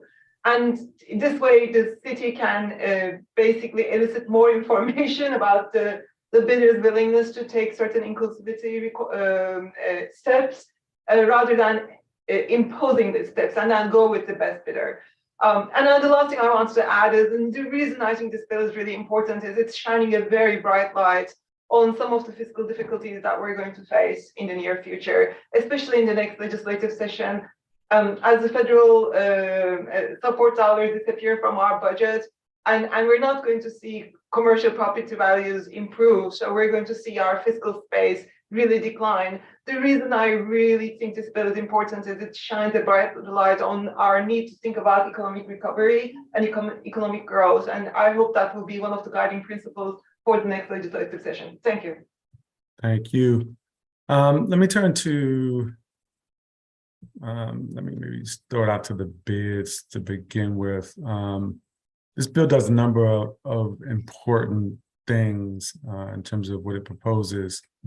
In addition to the sort of incentives for the office to residential conversions, we do already have something in place to do that. I think one of the things I heard in the deputy mayor's testimony was the desire for the council, whatever, if anything, is produced as a result of this bill, that it be aligned to some of the things that they are already doing and in the regs that they're already working on. So, knowing that you all have been really instrumental in working with the executive and the deputy mayor's office, working with me and the committee and members of the committee over the course of the pandemic, how do you see, for example, some of the grants that this bill proposes? How do you see it working relative to some of the things that the city is already doing? For example, there's a vitality fund that I know you all are familiar with. There were other grants that I think went directly to some of the bids. How do you see what's being proposed here complementing, if you will, some of the things that are already in place? If I can just, because my testimony talked a little bit more about the grants. So a couple of things. First, as Yeshim said, some of the federal dollars for recovery are going to be expiring in the next year or 2 years. And so some of those grant programs specifically to small existing businesses, will dry up. And so the question then is, what would there be anything that would fill that? I think the larger challenge will be to bring in new businesses. And so there's a portion of this bill that would provide 2-year grants for new small businesses in some vacant spaces in the R2 bids. And in part, that's a little bit based on the Grow Golden program, where we've been bringing in and we've been working closely with DSLBD to target, small local. Most of them have been women-owned businesses in our spaces. And so this would provide, one thing that we did learn, council member, is that you can provide free rent, But if you only have 40% of the customer base on Tuesday, Wednesday, and Thursday, you have operating costs that may exceed that, and you need startup costs. So these grants would go. It would be like a 2 years for helping you offset those initial startup costs, with the idea that you would stay for a longer period of time, because Grow Golden is incentivizing and helping to create pop-ups with the hopes that they stay. But we also, when we set it up, hoped that the pandemic would be over and people would be back in the offices to support the businesses. So there is a need for a longer term thing. And then your other question about the Vitality Fund. So for the Vitality Fund, and I totally get the strategy on this, go for the larger companies in certain areas that will help to fill more spaces. And that totally makes sense. This kind of complements it because it's for a smaller, more innovative kind of business. And so it incentivizes tech, right? Startups, we grow a lot of startups in the district, and then they move because they can't afford the rents or the regulations and other things. So it would help them, and it would bring in other creative uses of office spaces. And so that's how they would work together. Thank you for that. Anything you want to add to that, Sharon? Yeah, I think Leona summed up a lot of what I would want to say here. Only thing I would underscore is that I don't think we need to have a whole bunch of new things happening. I think really finding ways to expand and enhance what currently exists. I think with a Vitality Fund, more funding is needed, right? And I think you could certainly pour more gasoline on that fire, and it would be really beneficial and powerful. So just want to underscore, I think it's really more about expanding and enhancing things than it is having to create a lot of new structures. Right. Let me throw this out just generally. Are there things that are not included in this bill that should be on the table for the committee as we think about downtown and what more the city can do so that we are really recovering stronger? Anything that you all want that might complement some of the things we're doing here? I'll go to Howard Marks, then Trupti Patel, and if you all can do briefly, then I'll come back to the bids. Thank you, Mr. Chairman. Just a couple of things that might be considered to be added. The first, I think, is looking at zoning. Clearly, when you're talking about residential conversions in a commercial area, if that area remains commercially zoned, that opens up a lot of problems for residents, such as noise, as I mentioned earlier, and other activities that are not appropriate for someone that's trying to live downtown. So zoning, I think, has to be addressed. The second thing is, I think, incubators, focusing in on specific industries. And I'm thinking of trade associations, small trade associations. When I go down to Old Town Alexandria and I see scores, building after building, of very small lobbying groups and trade associations that have made Old Town their home because of rents here in the district. They should be near Capitol Hill. What are they doing in Alexandria? It's a great place. Okay. I appreciate it. That's great suggestions. Thank you. Commissioner, briefly. Yes, I remember I spoke to Councilwoman Pinto about this, but I talked about workforce development, housing, specifically setting aside some of these spaces for workers in this area. So that way they are putting their dollars right back into the community that they're working in. There are concepts that bigger cities like New York, Boston, they're starting to do micro units. So it's deeply affordable housing, but it's in areas that are safe. They're not rebuilding things, but they're repurposing things. So that's kind of what I'd like to see. And I'm over my time, and maybe I'll try to ask the question, or at least let anybody else who wants to respond after Councilmember Pinto gets an opportunity for a round. Councilmember Pinto. Thank you so much, Chairman McDuffie, and thank you all for your testimony. I think I'm hearing a lot of consistency, and I especially appreciate the points around we do have these challenges, but we have a great opportunity here to be bolder. This is one step. This is certainly not the only thing that needs to be done. We all have to keep working to reimagine this space, and I think we have to act quickly so that we don't see more of a harm over the next couple of years. I want to start with Mr. Price and Ms. Agarides about the time-sensitive aspect of moving on some of these investments as soon as possible. Yeah, well, so Suzanne White talked about what is coming up in terms of leases expiring and other things, and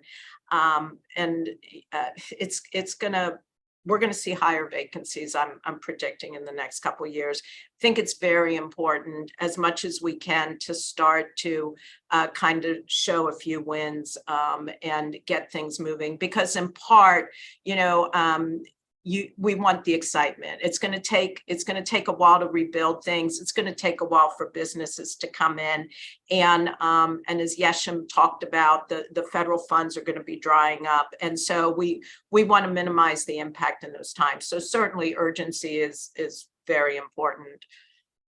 Yeah, and I totally would echo that. And I, again, just applaud you and appreciate you, Councilmember Pinto, for taking a step of getting this out there even last year. And I think it's necessary, you know, that we're taking this step. I agree it's not going to accomplish all of the things that we need to do, but it's certainly a necessary and needed step. And there is a real sense of urgency. I appreciated the sort of human grounding from Commissioner Patel here. There are a lot of folks who I talk to, business owners, small business owners, people who shop in downtown, people who live here, who do have very real concerns about the future. And I think what folks are looking for is, what is the vision? What are the steps that are being taken?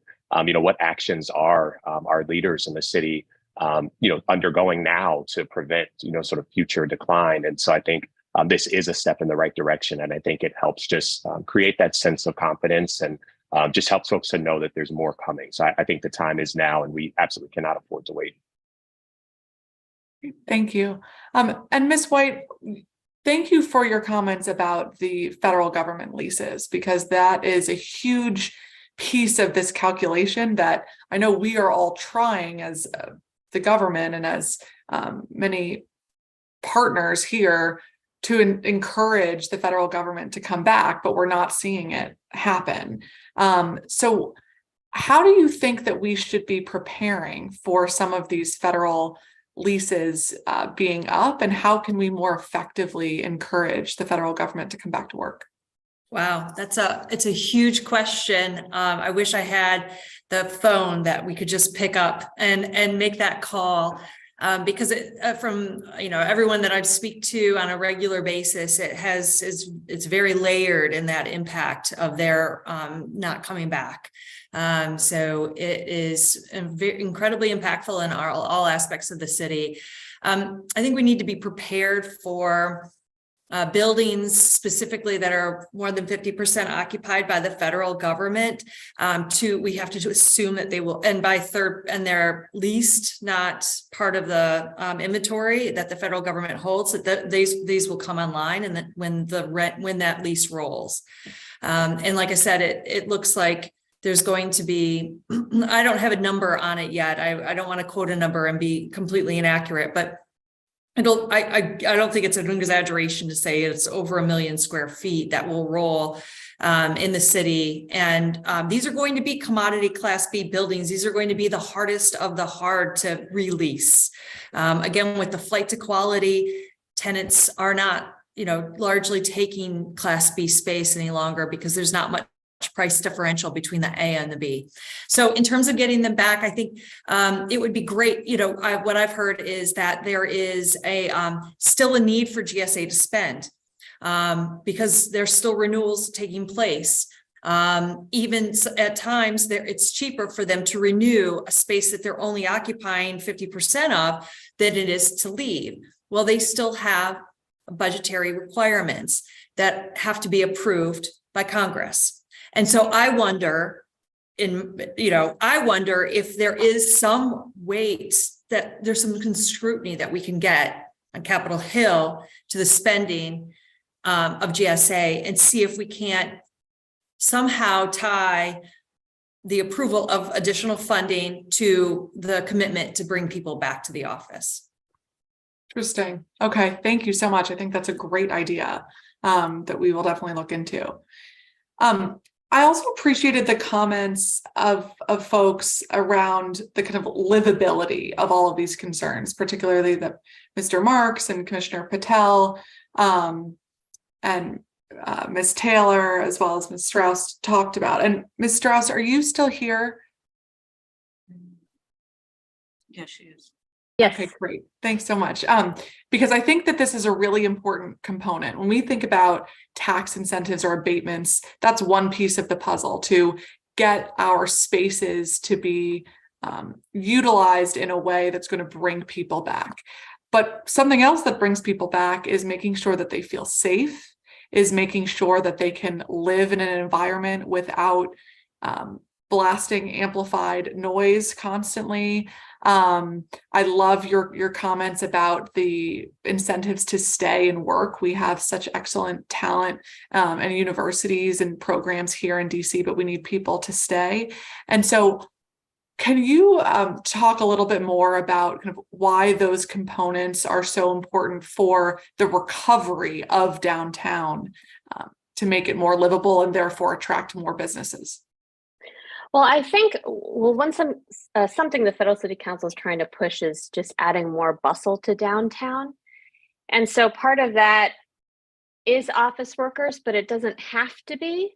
And we need more people downtown. That's what it comes down to.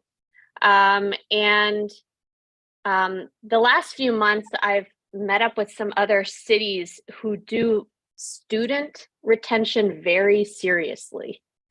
You know, they have major universities, and so they do everything they can to keep the students there. Like their cities invest in that. And I'm not sure that DC does. Like we often talk about, you know, being a university city like Boston. But then why don't we prioritize that advantage, right, for being future residents and workers? And another idea we've been exploring is called a startup visa, where universities sponsor entrepreneurs, foreign entrepreneurs, to stay. And it's usually attached to a place. So I know Boston is doing this, Cincinnati, Cleveland, Boulder had been doing it, where they try to get, a lot of them are foreign students or MBA students, and they want to stay and try their startup. And then H-1B through university is a good way to do that. So you give them 2 years to stay, which is enough time to get things launched. And then their own company can sponsor their green card, or they can qualify for an O visa. And in Massachusetts, you know, they've had almost 100 entrepreneurs who've gone through this program. They've created hundreds, perhaps thousands of jobs, huge return on investment. That's something that we're hoping we can start with the Penn West Innovation and Equity District. So I think the point is, like, you have a lot of different tools at your disposal to just get people staying downtown, and ideally spending money downtown, living downtown, working downtown, whatever it takes. Okay, thank you so much. I think that those are all great ideas, and thank you to you and others and Leona for all of your work with the Innovation and Equity District. We're really excited about that as well. So I am way over time, so sorry about that, Mr. Chairman, but I do think it's really important that these ideas are on the record when we think about recovery and what recovery looks like, that we're not limiting ourselves to 1 or 2 or 3 tools, that it's really about getting people and businesses and safety and livability and vitality all back together. And so I hope that that can all be considered under the umbrella of recovery. Thank you all. I agree, Councilmember Pinto. And I want to also thank everyone who has provided testimony on this panel for this measure. If you have not yet provided your testimony in writing, I would really appreciate it if you would email your written testimony to the Committee on Business and Economic Development. Thank you again for your testimony this morning. We are going to move to our next measure, which is the Eastern Branch Boys and Girls Club Disposition Approval Resolution of 2022.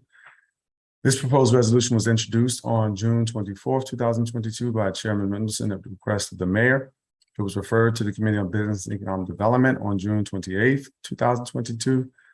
As introduced, this proposed resolution would authorize the disposition of district-owned real property located at 261 17th Street Southeast and identified for taxation and assessment purposes as Lot 0802 in Square 1088, known as the Eastern Branch Boys and Girls Club, to Morning Star Community Development, LLC.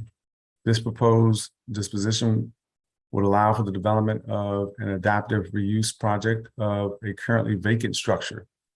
The project would provide approximately 35 for sale residential units, of which 11 would be affordable units. The project would also include approximately 2,000 square feet of community service space.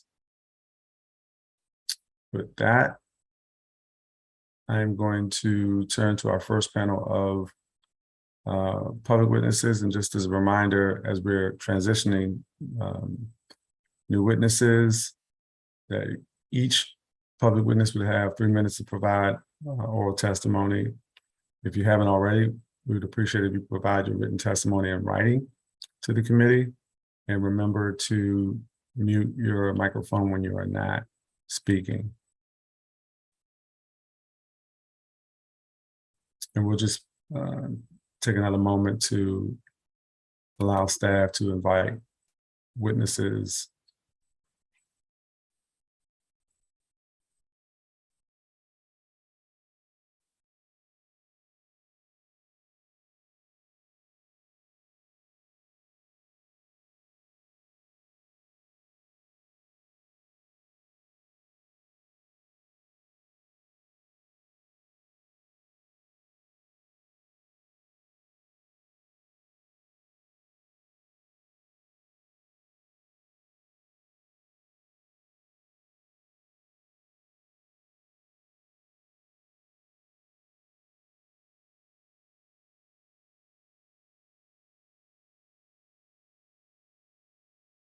We are encountering some technical difficulties transitioning a public witness over. While staff works on that, I'm going to invite a government witness, Alex Feynman, who's a development manager within the Office of the Deputy Mayor for Planning and Economic Development, to go ahead and provide your testimony. Good morning to you. Thanks for being here. You can provide your testimony. Good morning. Good morning, Chairperson McDuffie, members and staff of the Committee on Business and Economic Development. My name is Alex Feynman, and I serve as the Development Manager in the Office of the Deputy Mayor for Planning and Economic Development for the Eastern Branch Boys and Girls Club project. I'm here to testify in support of PR 24-0839, the Eastern Branch Boys and Girls Club Disposition Approval Resolution of 2022. The approval of this resolution would authorize the mayor to dispose of the District of Columbia-owned real property known as Eastern Branch Boys and Girls Club, located at 261 17th Street Southeast. I would like to thank you for holding this hearing and recognize the invaluable contributions of the community, particularly past and present members of ANC 6B, residents east of the Capitol Hill neighborhood, Ward 6 Councilmember Charles Allen and his staff, and the many other surrounding neighbors and community members who have been active in making the redevelopment of Eastern Branch Boys and Girls Club possible. The property consists of approximately 11,125 square feet in total land area, atop which sits the approximately 31,028 square foot Eastern Branch Boys and Girls Club building, which was constructed in 1937. The property was purchased by the district in 2009. Based on the DC Comprehensive Plan for Capitol Hill and the community's input and preferences, DEMPED issued a solicitation for redevelopment of the property, which included a priority for preservation of the existing structure and opportunities for homeownership. DEMPED received 2 responses to the solicitation. The district held a public disposition hearing on November 16th, 2017 to receive community comments and awarded the right to negotiate to Century Associates on November 27th, 2017. DEMPED proceeded to negotiate for the disposition of the property with Century Associates. Following the DC Council's approval of the property's designation as surplus and approval of the disposition on December 4th, 2018, Century Associates determined that their development plan was no longer financially viable. Therefore, Century Associates was unable to close on the transaction. Subsequently, DEMPED awarded the right to negotiate to the second respondent, Morningstar Community Development, a two-member limited liability company and a certified CBE. Morningstar Community Development presented its proposal at the ANC 6B Planning and Zoning meeting on October 5th, 2021. The proposed development will adaptively reuse the structure into a residential building, providing approximately 35 for-sale condominiums, of which approximately 11 will be affordable, communal areas for residents, 11 on-site parking spaces, and a community serving space. DEMPED is proud to be moving this exciting project forward, activating currently underutilized space in the neighborhood east of Capitol Hill, providing opportunities for home ownership, and bringing additional tax revenue and new jobs to the district. Thank you for your time and consideration of this legislation. We're happy to answer any questions you may have. And thank you for your testimony this morning. I do have some questions for you. And some of it are maybe just slightly redundant, given that you provided testimony that covered a couple of the areas, but I think it might be worth putting on the record.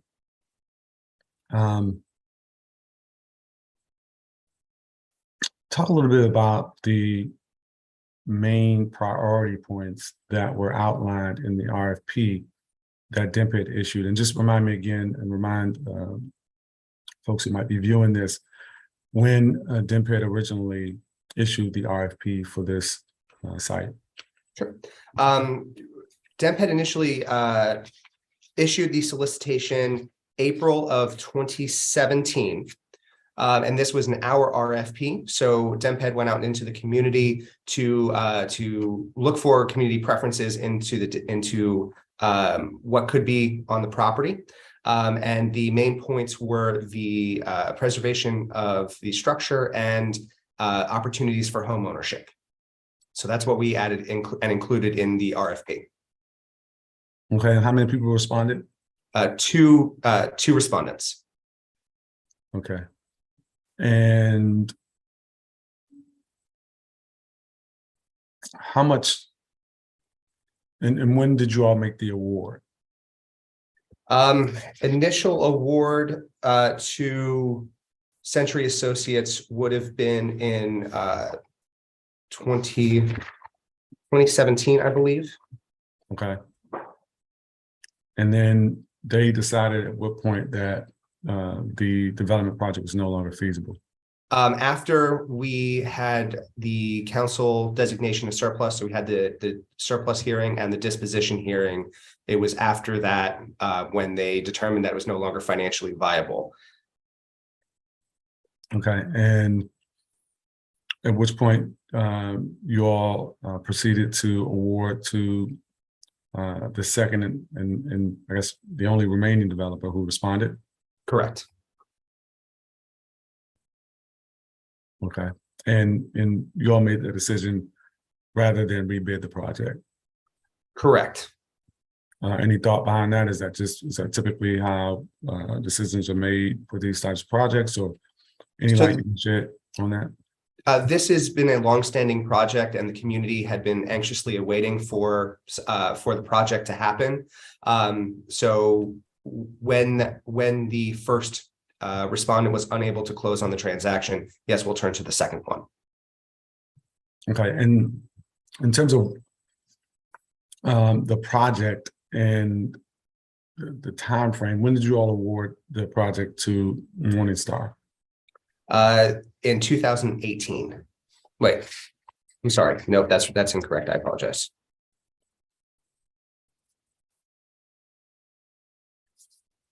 I'm gonna have to follow up on that one. I don't know the exact date. So, okay, do you have a sense of how much time elapsed? I apologize, 2021. Oh, got it. So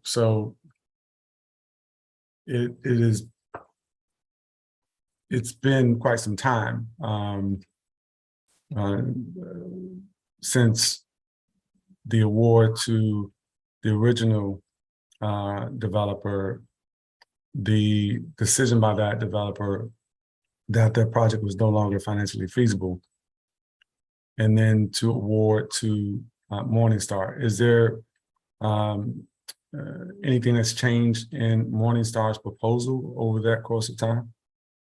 I think the only thing it was just some financial restructuring in terms of the units that will not be bound by the ADU covenant. So Go ahead, you can elaborate. so the remaining, so other than the 11 units, the remaining units are going to be through the DCHFA's HIP program. So they'll be capped at 120%. Okay, and how many total units will there be? 35. And how many affordable? 11. Okay, and they're capped at 120% of MFI? That's the remaining affordable units. So there will be 11 at 50 and 80%, and the remaining will be at 120%. Okay. How many will be at 80 and how many will be at 50? There will be 5 units at 50%, 6 units at 80%. Okay, and what's the unit sizes? There's going to through the whole project or just the affordable? The entire project, and specifically the affordable. Sure. So the whole project is going to have 22 one-bedrooms. One of those will be at 80% and 21 will be at 120%. There will be 11 two-bedrooms, 3 at 50%, 5 at 80%, and 3 at 120%. And the final 2 units are both at 50%. And they're both 3 bedrooms. Okay.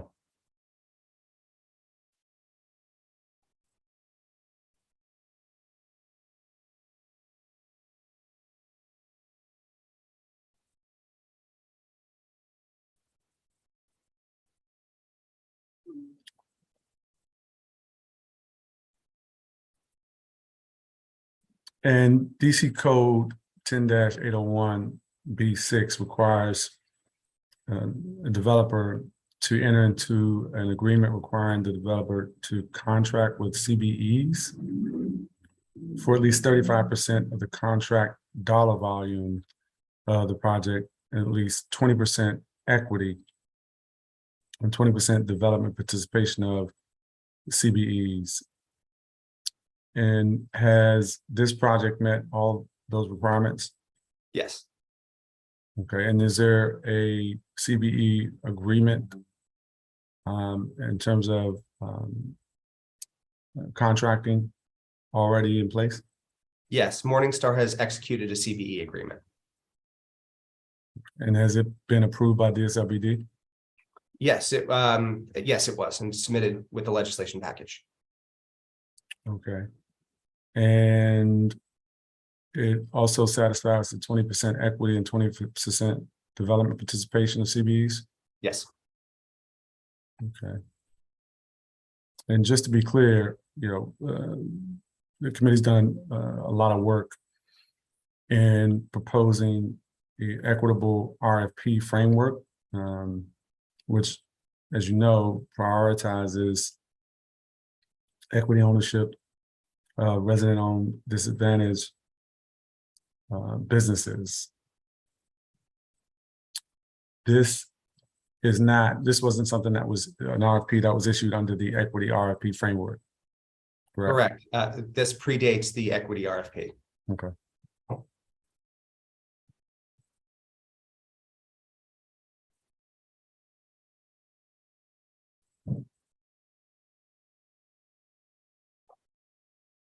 All right.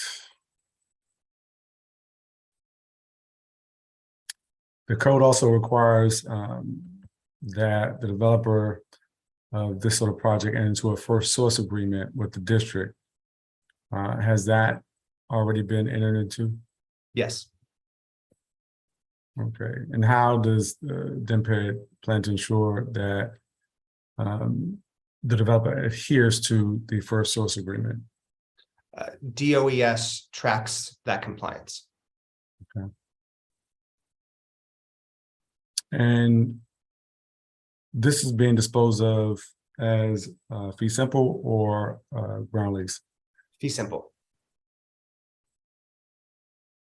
And just to be clear for the record, why is that? I know since I've been chair of the committee, I pushed and I know this administration is typically favored 99-year leases. Why is this one being disposed of fee simple? So that goes back to the community preferences for opportunities for home ownership, and the developer presenting a condo with fee simple. So that leads us to convey fee simple to meet that requirement. Okay. And all 33 of the units are going to be disposed of fee simple, and they're going to be condos? Yes, 35 condos. 35 condos.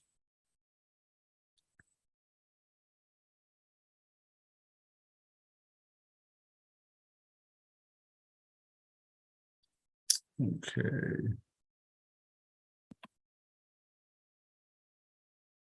And how much is it being conveyed for, and what cost? It will be conveyed at $1. And was there an independent appraisal prepared for this property, and if so, by whom? It was prepared by Newmark.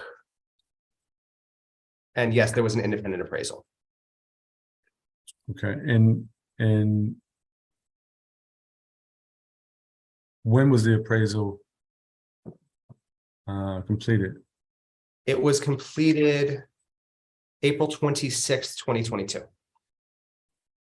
Okay, so was there an appraisal done previously, or is this the first appraisal done for this? There was an appraisal done for the previous legislation in 2018.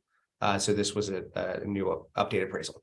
Okay, and is there a difference between the two? Yes, I'll have to go back and look what the difference is between the two. I can follow up with you on that.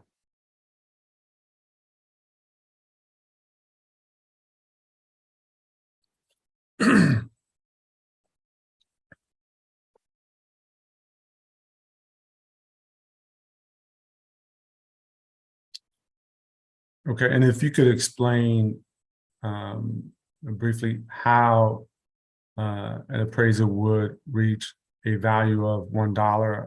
You hear an amount like that. I know people who might be thinking, hey, that property's got to be worth a lot more than $1. So I think an explanation would be helpful for the record. Absolutely. So what we do is we take the highest to best use, and then we have to subtract out the development costs to build or construct the property. And then along with the additional affordable housing requirements on the property, that further devalues it to the degree that it has. Okay.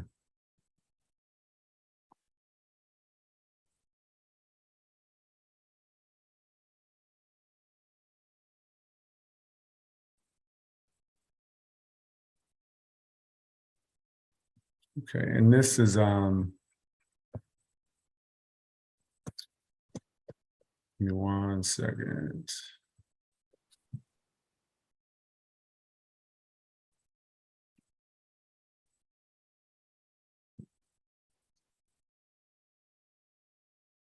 Has this measure, this resolution, and the process by which you've achieved, we've arrived at thus far today, with all the things that DEMPED has done around PR 24-839, does it, to your knowledge, comply with all aspects of DC Code 10-801? Yes, it does. Position. Okay. I don't have any additional questions for you at the moment. Okay. Is there anything else that you'd like to add before I turn to Stan Voldry? No, thank you. Testimony. Okay, thank you. If we have any additional questions, we'll follow up. I'm going to turn now. We've managed to get Stan Voldry, who is with Morningstar Community Development LLC, on as a participant. And good morning to you. Thanks for joining us. You can present your testimony. All right. Thank you, Council Member McDuffie and committee members, staff. A special thank you to staff for assisting me with my technical difficulties there. I apologize for that. And Alex, I think stole most of my thunder, but I will summarize. My name is Stan Beaudry. I'm a principal with Morningstar Community Development. As Alex mentioned, we have been awarded the opportunity to work with DIMPED and the team with regard to the redevelopment of the former Eastern Branch Boys and Girls Club, at 261 17th Street Southeast. We're working to repurpose that existing building, which has been out of use for a number of years now, but we're looking to repurpose it into 35 residential apartments. With approximately 2,000 square feet of community serving space and 11 underground parking spaces. In order to do this, we've assembled a team of local contractors and consultants with the expectation that we'll meet or most likely exceed the 35% CBE contracting and hiring goals of our first source agreement. All the firms currently engaged in the project are local CBE certified firms. In addition to Morningstar, we also have engaged MCN Build, which is a DC-based contractor. They're assisting right now with pre-construction estimating and services, and will be the GC on the project. We have Studio 27 as a local architect leading our design and engineering efforts. As I mentioned at the outset, we are proposing 35 units. Those are planned to be for sale, residential condominium units. It is our desire with this project that we'll be able to provide greater access to home ownership opportunities across the income spectrum. So in order to do that, we plan to pursue DC Housing Finance Agency's housing investment platform, the HIP program, that you're probably familiar with. Utilizing HIP, all 35 of the units will be offered to households earning less than 120% of area median income, or MFI is the other term. 5 of those units are at 50% AMI, 6 units at 80%, and the remainder will be at the 120% or less of the median income. Our unit mixes range from smallest unit. We're working within an existing structure, so the units have quite a bit of variation as we do that. But we have a smallest unit is a 600 square foot 1-bedroom unit, and we go all the way up to 1,200 square foot 3-bedroom units. The current plans show 8 1-bedrooms, 14 1-bedroom with den, 11 2-bedroom units, and 2 3-bedroom units. In order to maximize the value and benefit to homeowners, we have priced, or to families that are looking to be homeowners, we've priced the 3-bedroom units and 3 of the 2-bedroom units at the 50% level, which is the most, below the 50% level, which is the most affordable, and then 5 of the 6 units at 80% AMI, which is 6 of the 6 remaining 2-bedroom units. All so all of the 50 and 80% AMI units will be below 80%, or will be 2 and 3-bedroom units. We look forward to working with DIMPED and other community stakeholders, ANC and et cetera, as we bring this project into completion. That we're happy to answer questions. I'm joined by my colleague Mazen Zatari, and either of us are able to answer questions at this time. Okay, thank you for your testimony. I think between you and the DIMPED representative, you all have answered my questions around the affordable housing breakdown. But I want you to talk about the community space. I think you mentioned 2,000 square feet of space. Is that something that is specifically for the intended 35 homeowners, or is that something that would be open beyond to the broader community? We are right now planning that would be open to the broader community, but as it is in a residential building, it will require it will require some level of cooperation. I mean, this is going to be a home ownership building primarily. So the 2,000 square feet is not going to be it's not going to be like a retail type space or like a rec center. I mean, it's only 2,000 square feet. So it will most likely be programmed in cooperation with the residents, but the purpose of it is to serve the broader community. So it will have hours where it's open to others. Think of it as a kind of space where there might be able to have an ANC meeting or that sort of thing. But right now we have not come up with final programming. We're still laying out the building and the space, but we're going to continue to work with the ANC and then the other community stakeholders to make sure that it's space that is community serving. Got it. And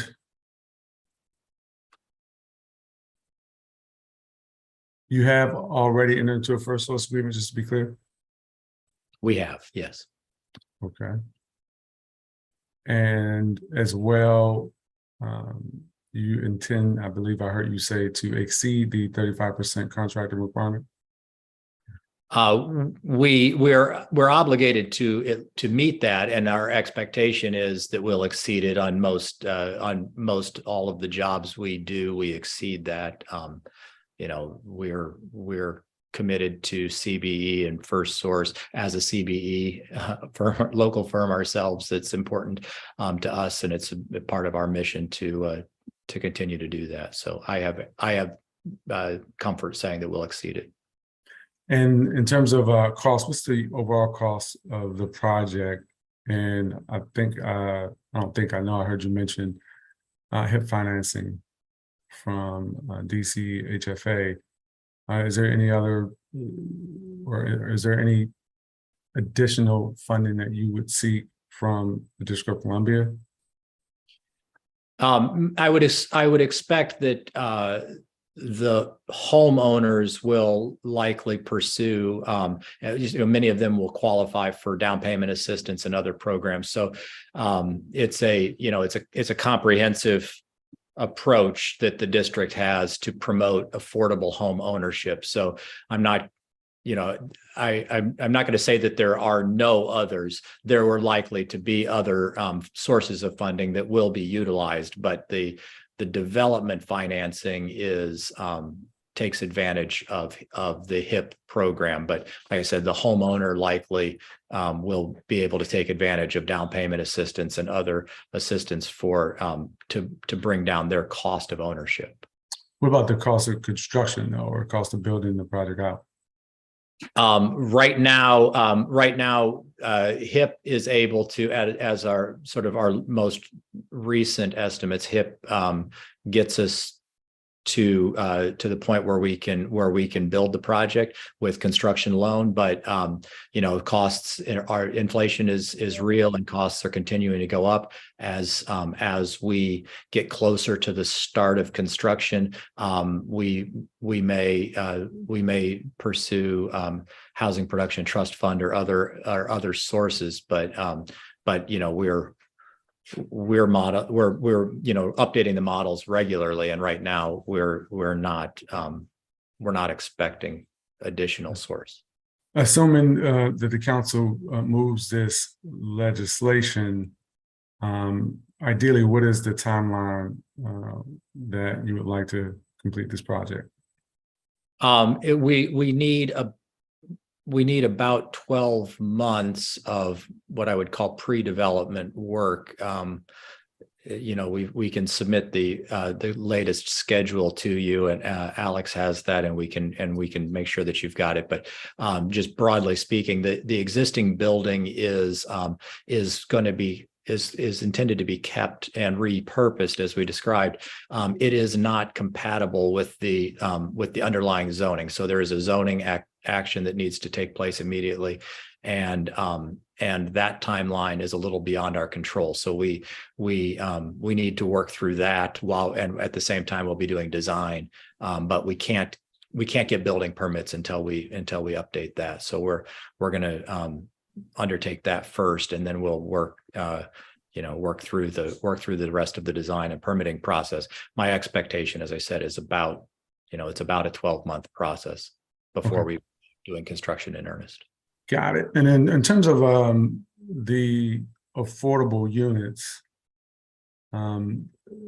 the code requires them to be affordable for the life of a ground lease. These are fee simple. So how does that work in this project? So HIP has a number of sort of, I guess I'll just say, legal requirements that that transfer to the title of the property. So the homeowner is buying an affordable unit. So there's that's sort of the HFA, DC HFA financing comes with a permanent affordability covenant that is attached to the underlying property. So it works very much like the ground lease language does, but it transfers with the property. So the condominium will be registered and it has basically a title covenant. Yep. Okay. I do not have any additional questions at this time. Is there anything else you'd like to add to the record? No, thank you. I'm fine with what we've got now. All right. Thank you so much for your testimony. Thank you as well to the impaired witness earlier. Thank you. Next.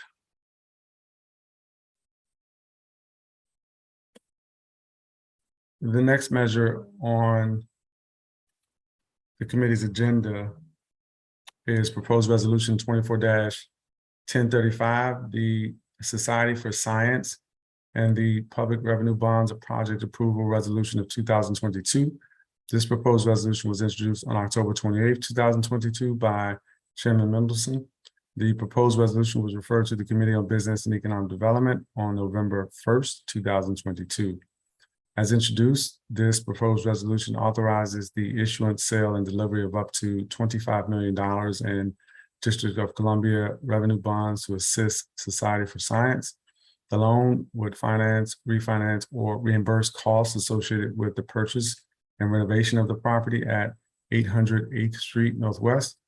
Once the purchase and renovation are complete, the Society for Science plans to use the space as its headquarters and site of an educational space for it to teach children various STEM subjects and lessons as part of the Society's new STEM Innovation Hub. We're going to turn to the witnesses for this measure. And I see a few people who are here, but not listed on the witness list. So I'm going to turn to you all. Who do you all plan to testify or just, okay, got it. Okay, well, good morning to you. You can begin your testimony. We'll turn to the public witness first.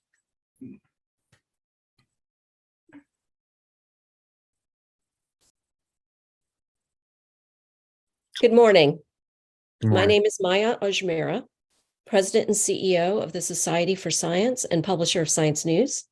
We are a nonprofit organization incorporated under the laws of the state of Delaware for the purpose of promoting the public's understanding and appreciation of science. Our headquarters is in Washington, D.C. at 1719 N Street Northwest and has been there for our entire 100-year history.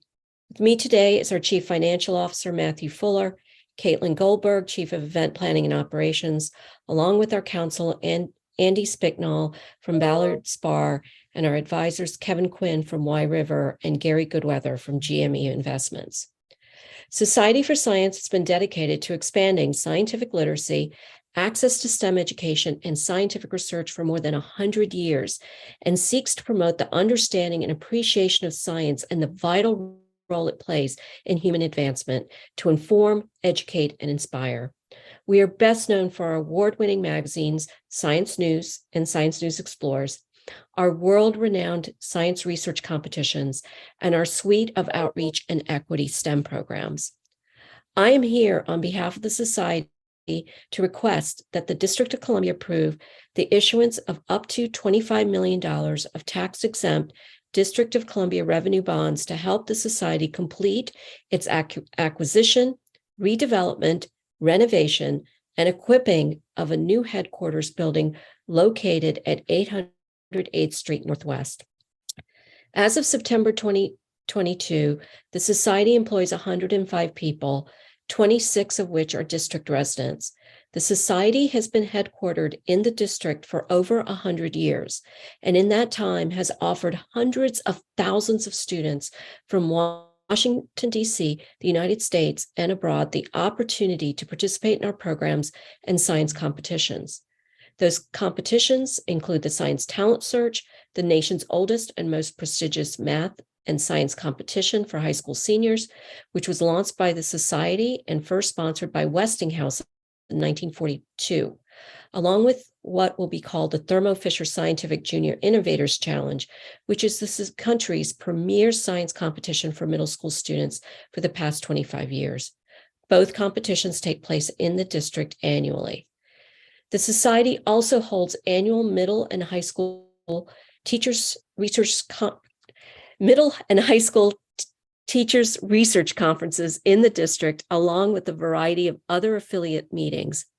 By approving the issuance of the bonds, the council will underpin our mission of promoting the public's understanding and appreciation of science by providing a modern new headquarters building that will not only facilitate the technology and amenities to allow us to continue to grow and improve our programs and competitions, but also to create a STEM innovation hub where DC students and residents can engage with the multitude of experiential STEM opportunities.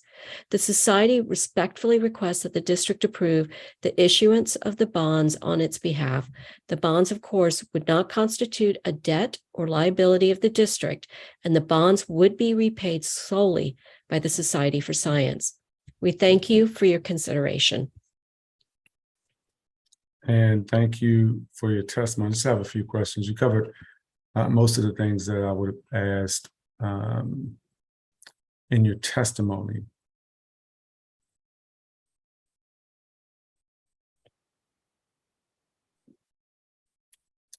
Have you all had the occasion to engage with the community? Has there been any feedback from the ANCs in any phase of this process leading up to today? Not that there needed to be, but just wanted to make sure that the record is clear in case there has been. Yeah, we. My colleague Gary. We. If you could just mention your name for the record, so we have it. Sure, Gary Goodweather with GME Investments. We will reach out to the ANC. Okay. And you talked about the Society for Science, and I wanted to just get a little bit more information. Equity of access is really a significant issue for the council, and I've been one of the leading champions of equity here. Give me a sense of just what types of audiences, what types of people, students actually participate Sure. in your program and will participate in a new STEM innovation hub. So we have built a suite of outreach and equity STEM programs that go very deep in the District of Columbia. We have our first pillar, Science News Learning, where high school teachers and now middle school teachers receive excellent science content and get a curriculum guide of how to teach that. We've got a full 15-page document that's going to be attached to our testimony of each of these schools and the teachers participating. We also provide a mentorship program where we support with stipends to teachers who become mentors and really support underserved students to compete in research competitions and to do scientific and engineering research.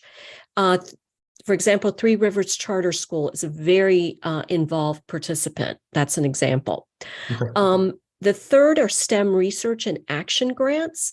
These are grants that we give in the community to STEM programming and building capacity of STEM high schools. And the last is our high school and middle school research teachers conference. These are national conferences. We bring in district teachers to be part of this national ecosystem of how to build science STEM research programs in their high schools. So we have these 4 pillars of STEM innovation, and in the hub that we want to create, we want to do more experiential work with our residents. And you mentioned Two Rivers, which is a DC public charter school. Speaking generally, and I appreciate it that you said an attachment to your testimony will list the schools. Can you speak generally, though? Are the schools representative of a mix of the district's schools? Yes. DC public charter, DC public Yes. school, traditional? Yes. Private No schools? private schools. No private schools. Got it. So all public schools. That's correct. Okay. That's good to know. And in terms of timeline for the project, you have a sense of what the timeline looks like? Gary, do you want to take that? Sure. Ideally, we would close on the acquisition of the building in the first quarter of next year. It will take us, we're projecting it's going to take us about a year to do plans and permits. We hope to expedite that, but realistically, between going all the way through the process, it'll take a year. And the general contractors are saying that it's going to take about 8 to 10 months to actually build out the new premises. Okay. So, occupancy sometime in 2024. Got it. And just to be clear, you all are aware that the debt associated with these bonds does not constitute a liability to the District of Columbia? That is correct. And you are using what firm as bond counsel? Ballard Spahr. No, actually, so bond counsel to the district is Squires Patton Boggs. Ballard is representing the society. Okay. Yes. Got it. And who at Ballard is Hi, council members. This is Andy Spicknell. I am with Ballard Spahr. Got it. Thank you. Appreciate it. Sure. All right. I don't have any additional questions. Is there anything else that you all would like to make sure is included in the record for this hearing on this measure? No, it's just interesting to have listened to the testimonies early this morning. So we're very excited by the potential to move literally 2 blocks from Chinatown if this works. So we believe that STEM innovation and a hub of where this building is located is very exciting for us. I appreciate your testimony this morning, and you're always welcome back to listen to others' testimony in the hearings before the committee. So thank you all. Thanks very much. I'm going to turn next to Stanley Jackson, who's representing the Deputy Mayor's Office, Planning and Economic Development. Good morning to you. Thanks for joining us here again today. You can begin your testimony. Good morning, good morning, good morning, Chairman McDuffie and members of the Committee on Business and Economic Development. I'm Stanley Jackson, I serve as the project manager in the DC Revenue Bond Enterprise Zone Program, function within the Office of the Deputy Mayor for Planning and Economic Development. I'm here today to testify request on behalf of the Society for Sciences that the council approve the issuance of the District of Columbia Revenue Bonds to the Society for Sciences and the proposed amount not to exceed $25 million. The society has requested that the district issue these bonds in one or more series for the financing, refinancing, or reimbursing of costs associated with the borrower's authorized project located at 808th Street Northwest, Ward 2. The bonds, if issued, will be secured by general obligation of the society and will be without recourse to the District of Columbia, as mentioned earlier. Based upon this information here set forth in the application, the Revenue Bond Program staff has determined that this project complies with the criteria for approval of a proposed financing transaction through the district's revenue bond program. Additionally, the proposed project will promote education, trade, and commerce, enhance employment opportunities, and contribute to community betterment.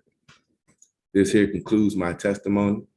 I have any I'll be here to answer any questions you have. Okay, only just a couple.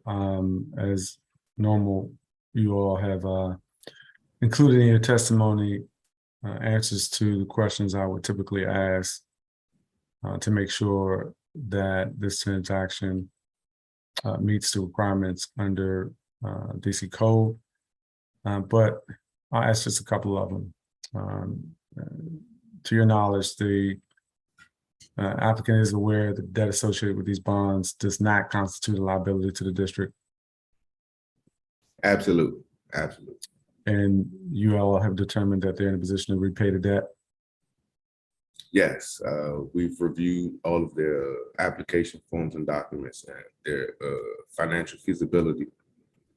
Okay, and you otherwise determined that the borrower is a qualified applicant in accordance with Section 490 of the Home Rule Act?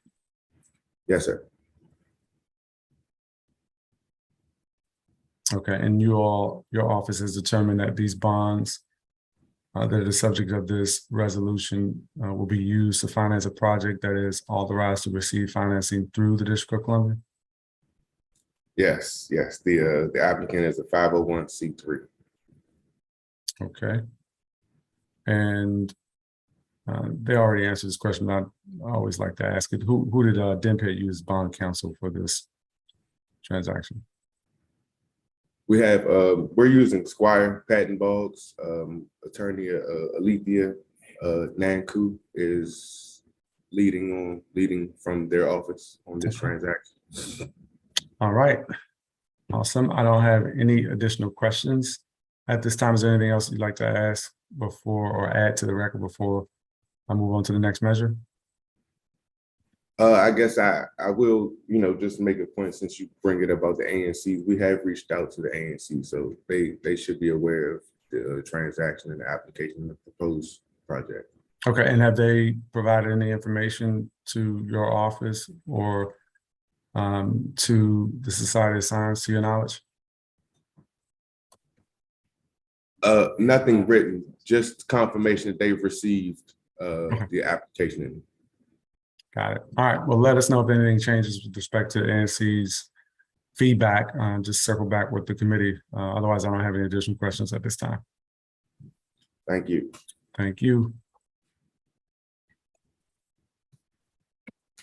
We're going to move on to the next measure before the committee today, which is proposed resolution 24-993,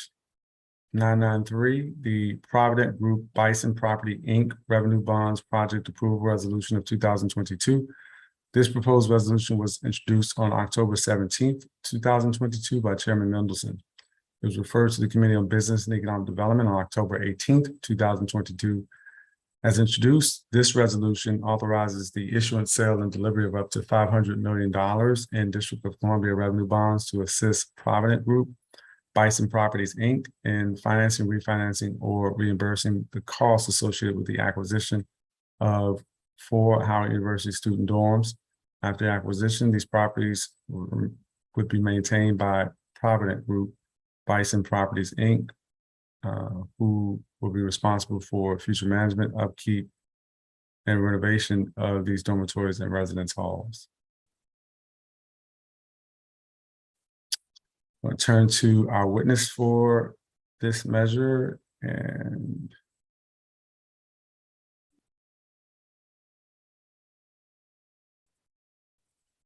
we are encountering some more challenges migrating the witnesses. Let me just see who we have now. One moment. Okay, I think we have Donovan Hicks is available, so we're going to turn to you. Good morning. You can begin your testimony. Good morning, Chairman McDuffie and committee. I'm sorry. You know what? Yes. I see 2 witnesses. Yeah. Okay. All right. We have the government witness and we have Donovan Hicks, but we don't have Chris Hicks. So pardon the interruption, you can begin your testimony. No problem. Thank you. And good morning again, Chairman McDuffie and committee members and staff. Thank you for the opportunity to appear before the committee on this matter. My name is Donovan Hicks. I am Chief Legal Officer of Provident Resources Group, which is the sole member of Provident Group Bison Properties, Inc., the borrower in this transaction. We are here in connection with the borrower's application to the District of Columbia for approval of the issuance of up to $500 million in tax-exempt revenue bonds for the Provident Group Howard student housing issue. The borrower intends to use the proceeds of the proposed bonds as follows. First, to refund the district's 2020 bonds that were issued to refund prior bonds issued by the district, the proceeds of which were used for the purpose of financing the costs relating to acquiring, modernizing, furnishing, equipping, licensing, operating, and maintaining student dormitories known as the Axis, located at 2225 Georgia Avenue Northwest, and Crandall Hall, Truth Hall, Wheatley Hall, and Fraser Hall, which comprise the Harriet Tubman Quadrangle, located at 2350 and 2455 4th Street Northwest, which are all located on the campus of the Howard University.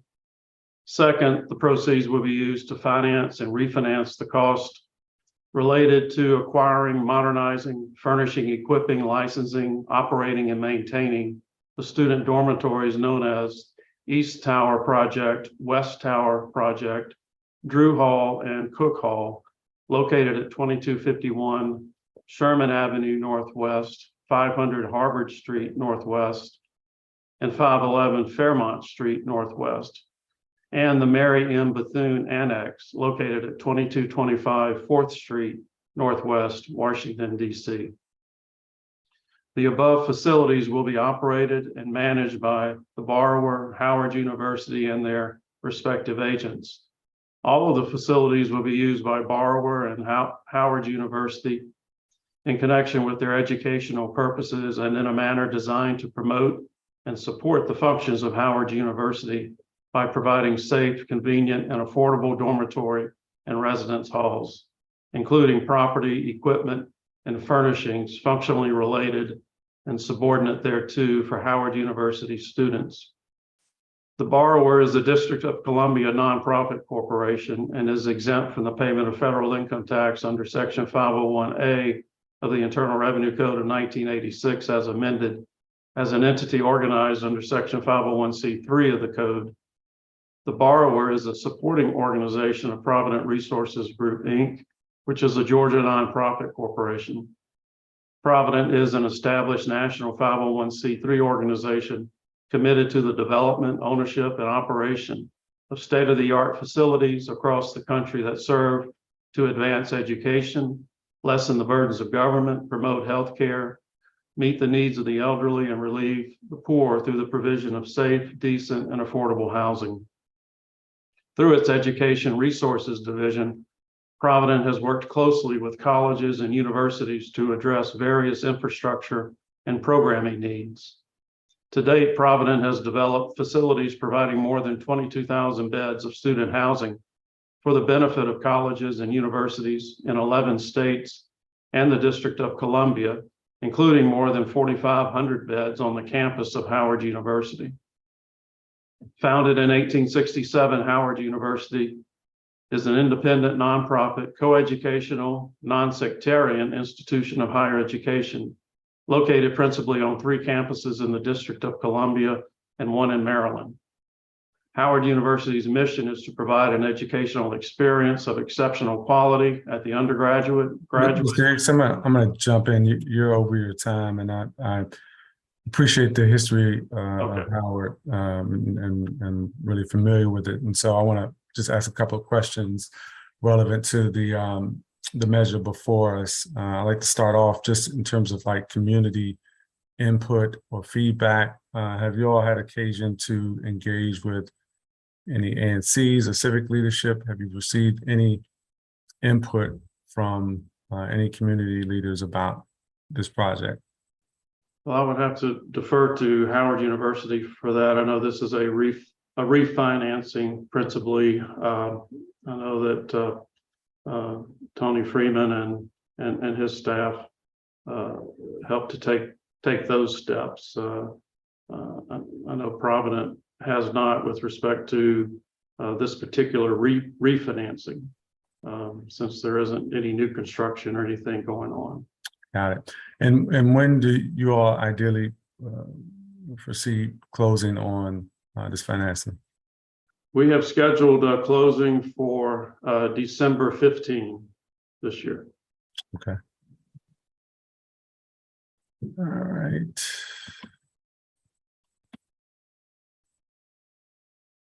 All right, I mean, your testimony is pretty thorough. I don't have any additional questions right now. I'm going to turn to Gregory Johnson with the Deputy Mayor's Office to provide testimony.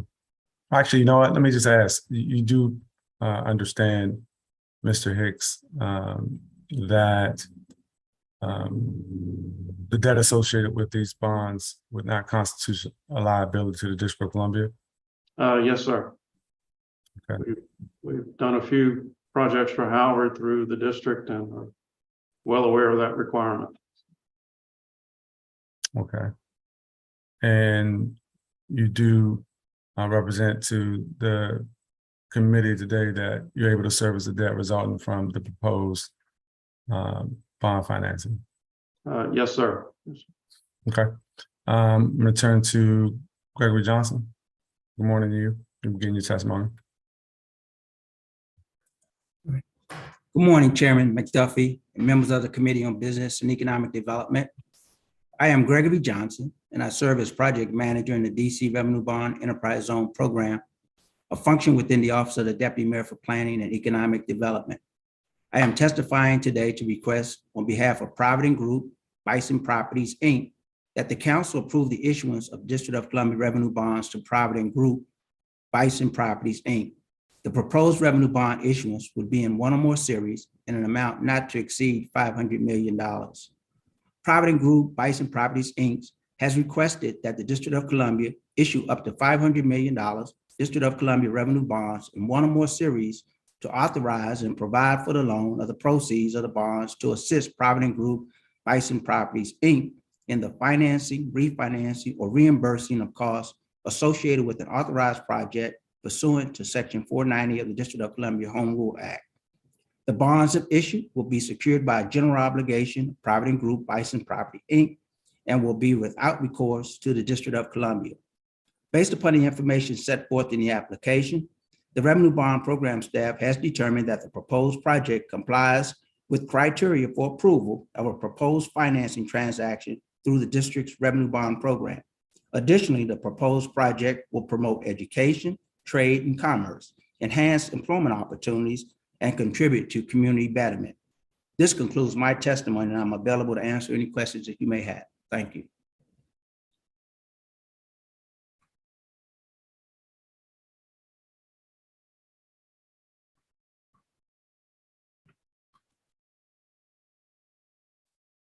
You're muted, Mr. Chairman, I believe you're on mute. You're muted, Mr.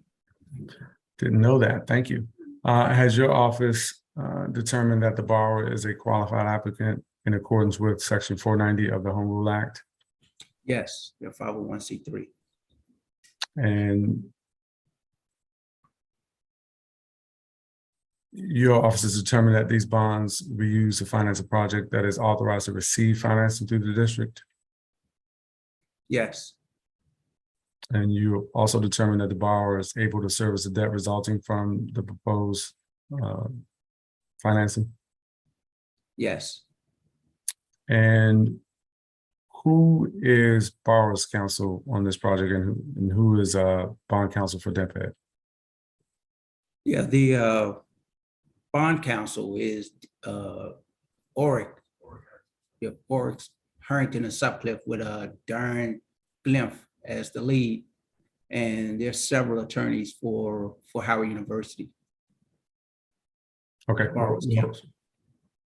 Mr. Hicks, who is the borrower's counsel on this? We are represented by QTAC Rock and DC, and then also our outside counsel, Fishman Haygood, which delivers our 501c3 opinions. Got it. Okay. Are any of those firms CBEs to your knowledge, Mr. Hicks? No, sir, I do not believe they are. Okay. Mr. Johnson, to your knowledge, any firms that are part of this transaction on either side of it? CBEs? QTAC Rock, some of the lawyers that's working on our CBE. Got it. Okay. Okay. I don't have any additional questions at this time. Ms. Johnson, is there anything else you'd like to add to the record before I move to the next measure on the agenda? No, sir. Thank you. We're looking to have this one closed on December the 15th. So we're looking to have council approval soon. Okay. All right. I appreciate that. Thank you for your testimony, and thank you to the other witnesses as well. Excuse me, Chairman McDuffie, if I may. What's your name and who you represent? My name is Chai Paris. I'm with Howard University. Okay. I wanted to respond to your question as it relates to community engagement. Sure. So the university has had extensive engagement with the community through the Campus Master Plan project, in which these facilities are a component of the overall Campus Master Plan. The Campus Master Plan has received unanimous approval. So this is just the implementation of the component of the Campus Master Plan as relates to student housing. Okay. It's received unanimous approval by whom? It received, I have to get back to you specifically as it relates to the approval, who provided the approval. Okay. I mean, are you referring to like the ANC or some other community entity when you say unanimous approval? Yes, I believe the ANC. Okay, yeah, and if that's different, if that's not who provided the approval, then please let the committee know so we can make a correction to that. Yes, I will. Thank you. Okay. All right. Thank you to the witnesses for this measure. Thank you, Chairman.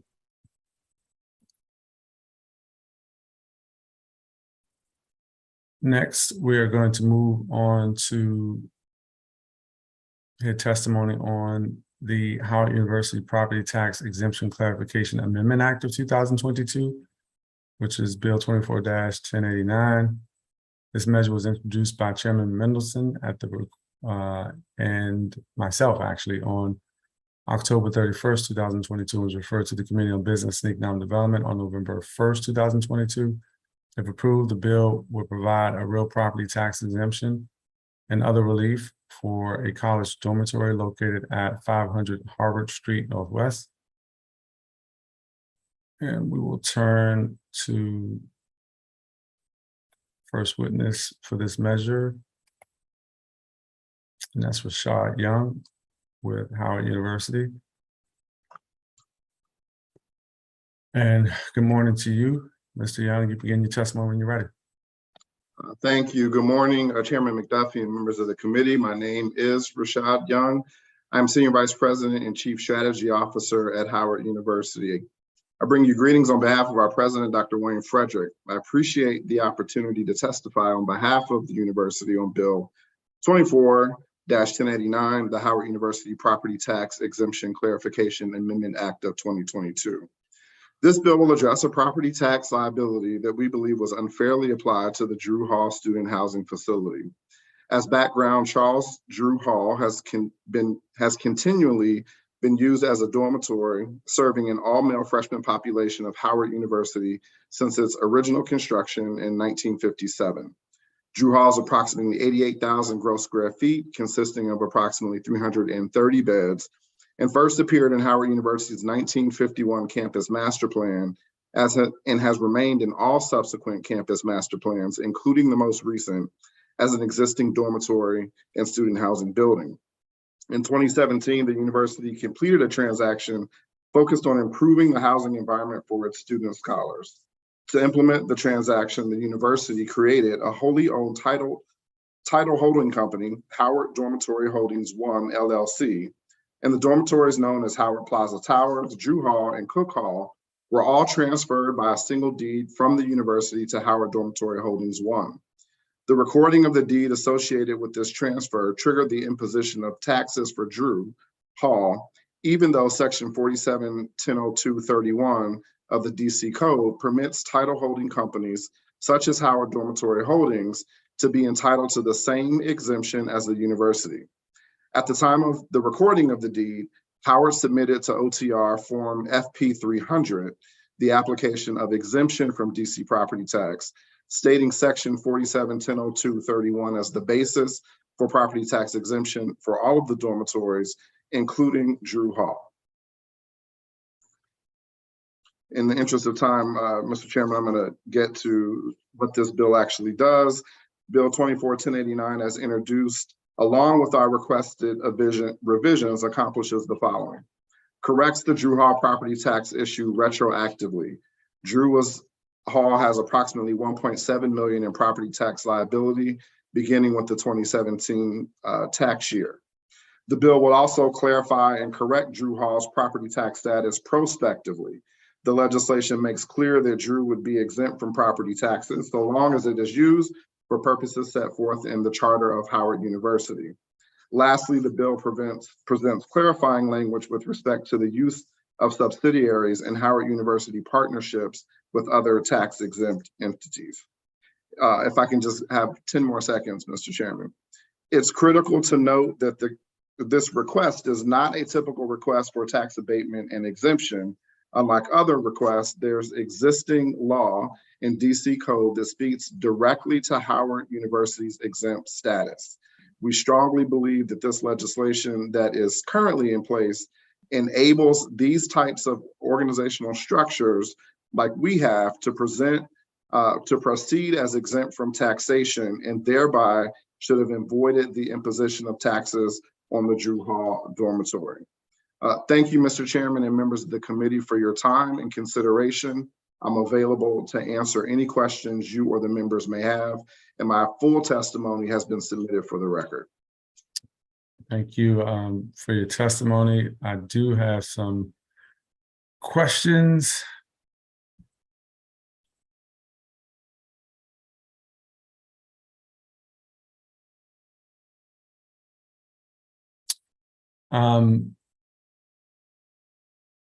Just to make sure I have the timeline right, and I think this is in your testimony, Howard created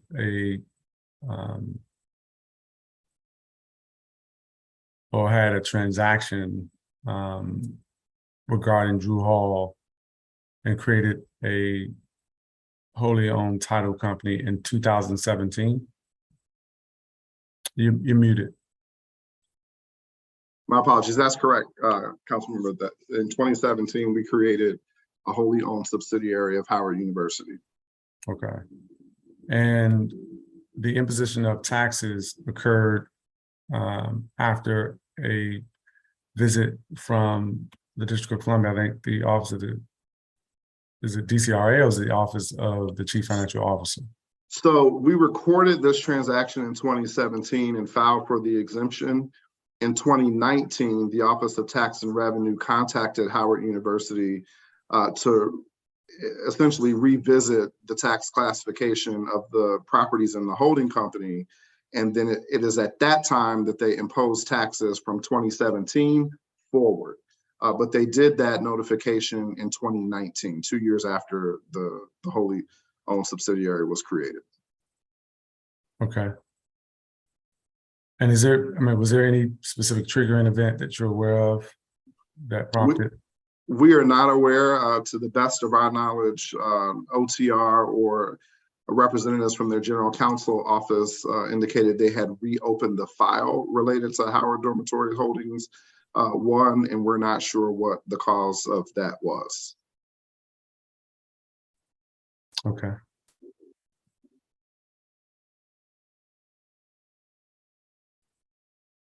Okay, and I see in your written testimony, which you summarize in the interest of time, that there was a request for a certificate of occupancy during the visit in 2019, and that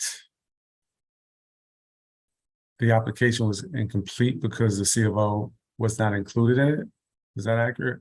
That's correct. So Office of Tax and Revenue told Howard that in order to appropriately apply for an administrative exemption, we needed to provide a certificate of occupancy. DCRA did not have a certificate of occupancy for Drew Hall, although it's been in continuous operation since 1957 for the same use and purpose as it is today. And Howard University did not have the C of O. So in order for us to apply for a C of O appropriately with DCRA, we had to engage an architect and do as-built drawings of Drew Hall, submit to inspections from DCRA. And it is during this period, council member, that COVID, the District of Columbia closed the vast majority of the city due to COVID. So we were unable to complete the required steps to get the inspections needed in the time frame that OTR told us that we had. They said we needed to submit the C of O within 45 days of a letter that they sent to us in July of 2019, or apply for the certificate of occupancy. And in order to apply for the certificate of occupancy, we had to submit the as-built drawings. Certainly, we could not get the C of O within 45 days, and we couldn't complete the process, including inspections, in order to get the C of O in the time frame that the OTR gave us. Got it.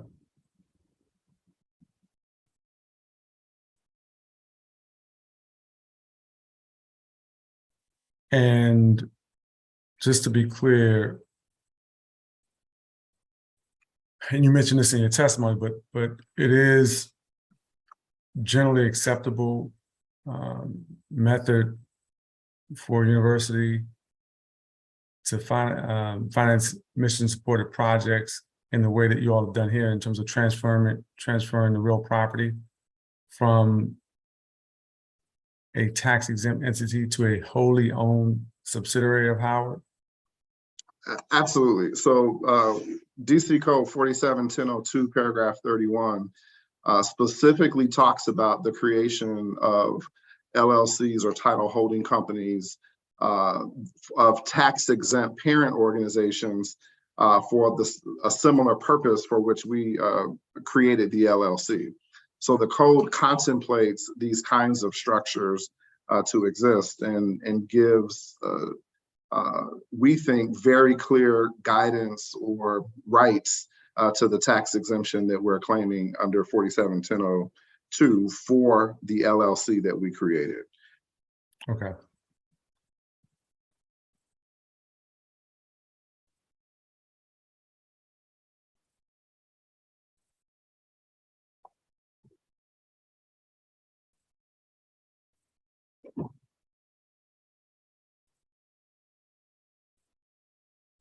And I see we've been rejoined by Councilmember Christina Henderson. What I'm going to do, because I've been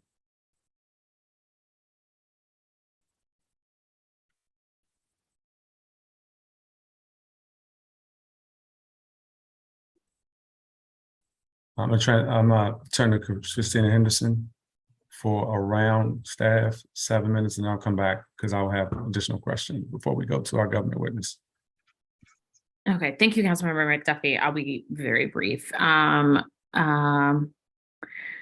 was about to call you CA. Mr. Young.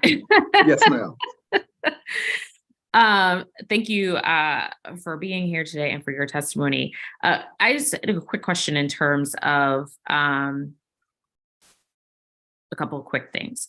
So number one, in terms of the certificate of occupancy issue, has that been resolved for all of the remaining, for the property in question and all of the remaining properties under Howard's control? Well, I'll say this, it is resolved as it relates to Drew. We have received a certificate of occupancy dated March of 2022. We submitted that certificate of occupancy to OTR in August of 2022. So we have a C of O for Drew Hall.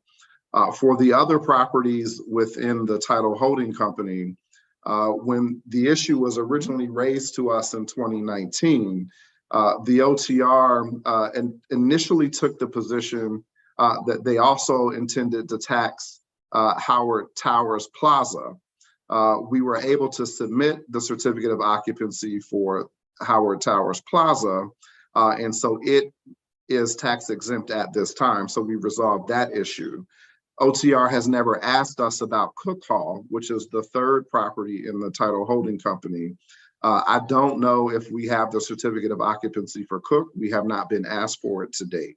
I will tell you that for all of the buildings that we own on the campus, Drew Hall is 60 years old. Some of our buildings are 100 years old. I do not know if every certificate of occupancy is in Howard's possession. I certainly don't believe every certificate of occupancy for every building we own is in the district's possession either. Yes. I was gonna say, I know, our own record keeping may not be such that we have records from back then. Yes. But I'm just sort of thinking forward, at least for the ones that are in the holding company, that if we're going to do this for one, we might as well clean it up for everyone and just make sure that all of the ducks are in a row. So for Cook Hall. To that point, Councilmember Henderson, the legislation as revised and submitted to the committee prospectively addresses these kinds of structures. So that by legislation, if this is passed, we will not have the question of the certificate of occupancy to support needed to be supportive of the tax exempt application. There really isn't anything on the C of O that is determinative as to the use of the property for tax exemption. Right. It is really specific to, particularly for buildings that have been used the same way for generations. The C of O doesn't really help you clarify that use in any real practical manner. So if this bill is passed as drafted, and as we have revised, then prospectively, issues like this will already be resolved by virtue of the legislation. Okay, great. Now, from a process question, because we're dealing, the hearing today is on permanent legislation. And I know that, I don't know. I can imagine that the CFO's office would not return a clean FIS if we attempted to do this on emergency.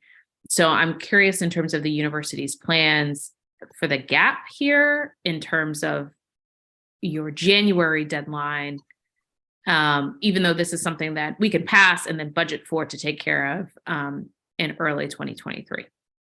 So two things to that point. One, from a budget perspective, if I can harken back to my previous role, I would submit to the council that this is an issue that ought not, I respect and recognize the CFO's scoring of this as having a fiscal impact, but this is revenue, but for this creation of an LLC that the district would not otherwise be entitled to. So it ought not be revenue that needs to be counted or discounted as an expense, as it were. But I'll leave that between the CFO's office and the CA's office. I think Ms. Fox might have a different point of view on that. Probably does. But to your question about the timing, the timing of the enactment of this legislation, because the previous matter, which was PR 240993, the tax exempt financing resolution, because that matter and that resolution involves Drew Hall, and we have to close that tax exempt financing in December, through our partnership with Provident Resources Group, we have satisfied the tax liability for Drew that has been paid. The legislation, as we have revised, asks the council and has a provision in it that we be refunded that tax payment because this property should be tax exempt. But as it relates to the issue of the tax liability, that has been satisfied. Okay. Okay. Okay. Do you have any other LLC joint venture situations? We will have one at the closing of this resolution. So that will be another structure. When we close the tax exempt financing resolution, that will be a structure through a ground lease. We will take properties in a holding company and ground lease them to Provident for the purposes of the tax exempt financing structure in the previous matter. Okay. So the other thing the legislation does is say that any wholly owned subsidiary of Howard or a subsidiary that has a ground lease with another tax exempt entity whose mission is to support our mission will be tax exempt. So we're trying to address what we know will be a future issue based on the tax exempt resolution that was in the previous matter. Okay. I'm over my time. Thank you, Councilmember McDuffie. Unfortunately, I have to jump, so I'm going to miss Ms. Fox's testimony, but if I have any questions, I'll follow up directly with the CFO's office. Thank you, Councilmember Henderson.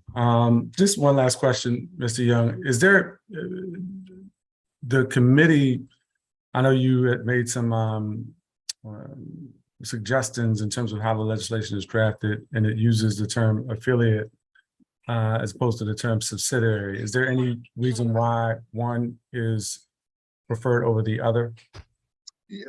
We just, for clarity's sake, we use the term subsidiary and try to attach in the written testimony a definition of what subsidiary is. So we just did that for good drafting and to make sure we're clear about the kinds of structures that we're talking about. Got it. I don't have any questions right now, and I'm not sure if the testimony of Ms. Fox will prompt any additional questions for you, but I'm going to turn next to our government witness, Nancy Fox. Thank you and good morning, Ms. Fox, and you can begin your testimony whenever you're ready.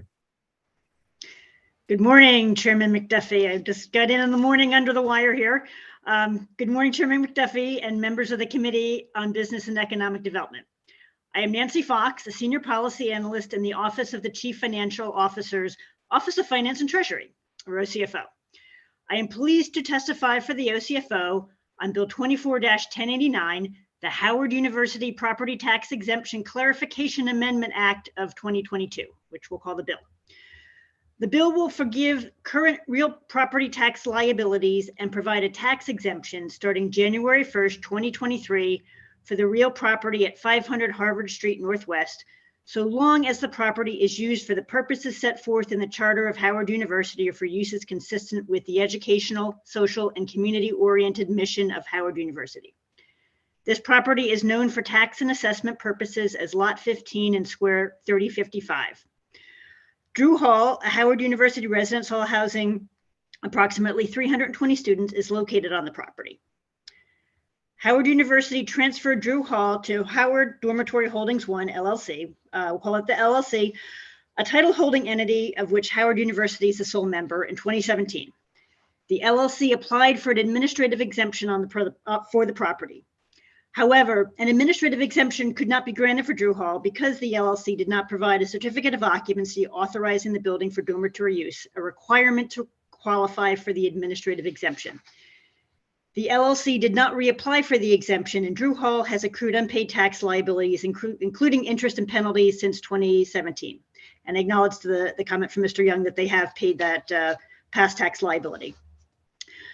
The bill will retrospectively forgive the tax liability on Drew Hall from January 1st, 2017, and would be exempt from property tax liability beginning January 1st, 2023, so long as the property is used for the purposes set forth in the Charter of Howard University or for uses consistent with the educational, social, and community-oriented mission of Howard University.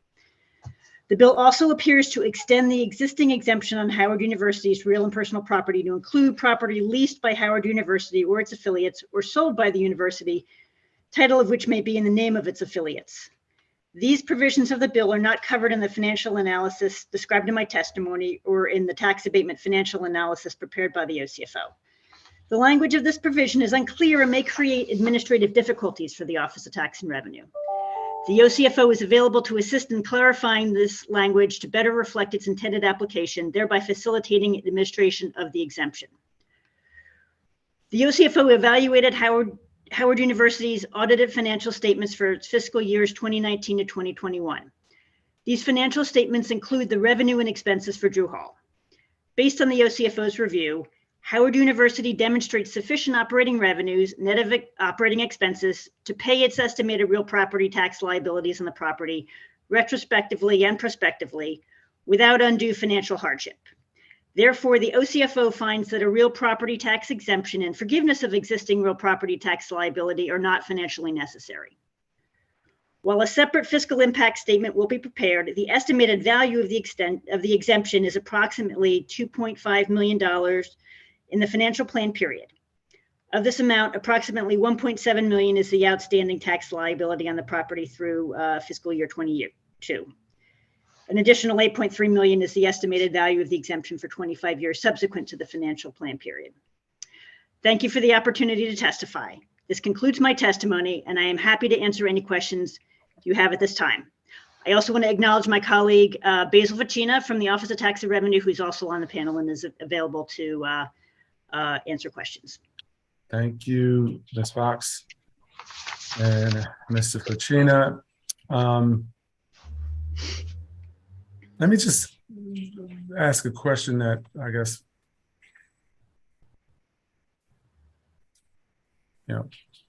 clarifies a bit on my end. The cost of the abatement is how much exactly? During the financial plan period? Yes.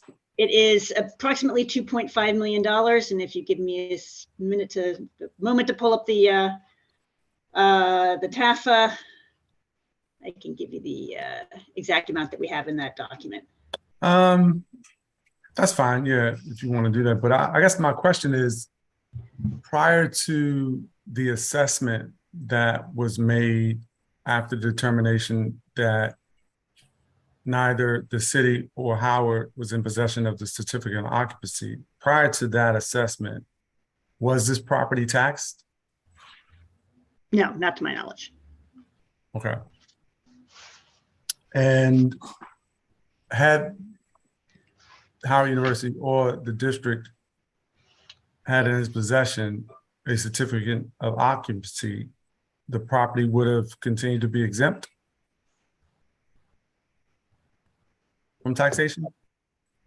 This is Basil Ficina, with Assistant General Counsel with the OCFO.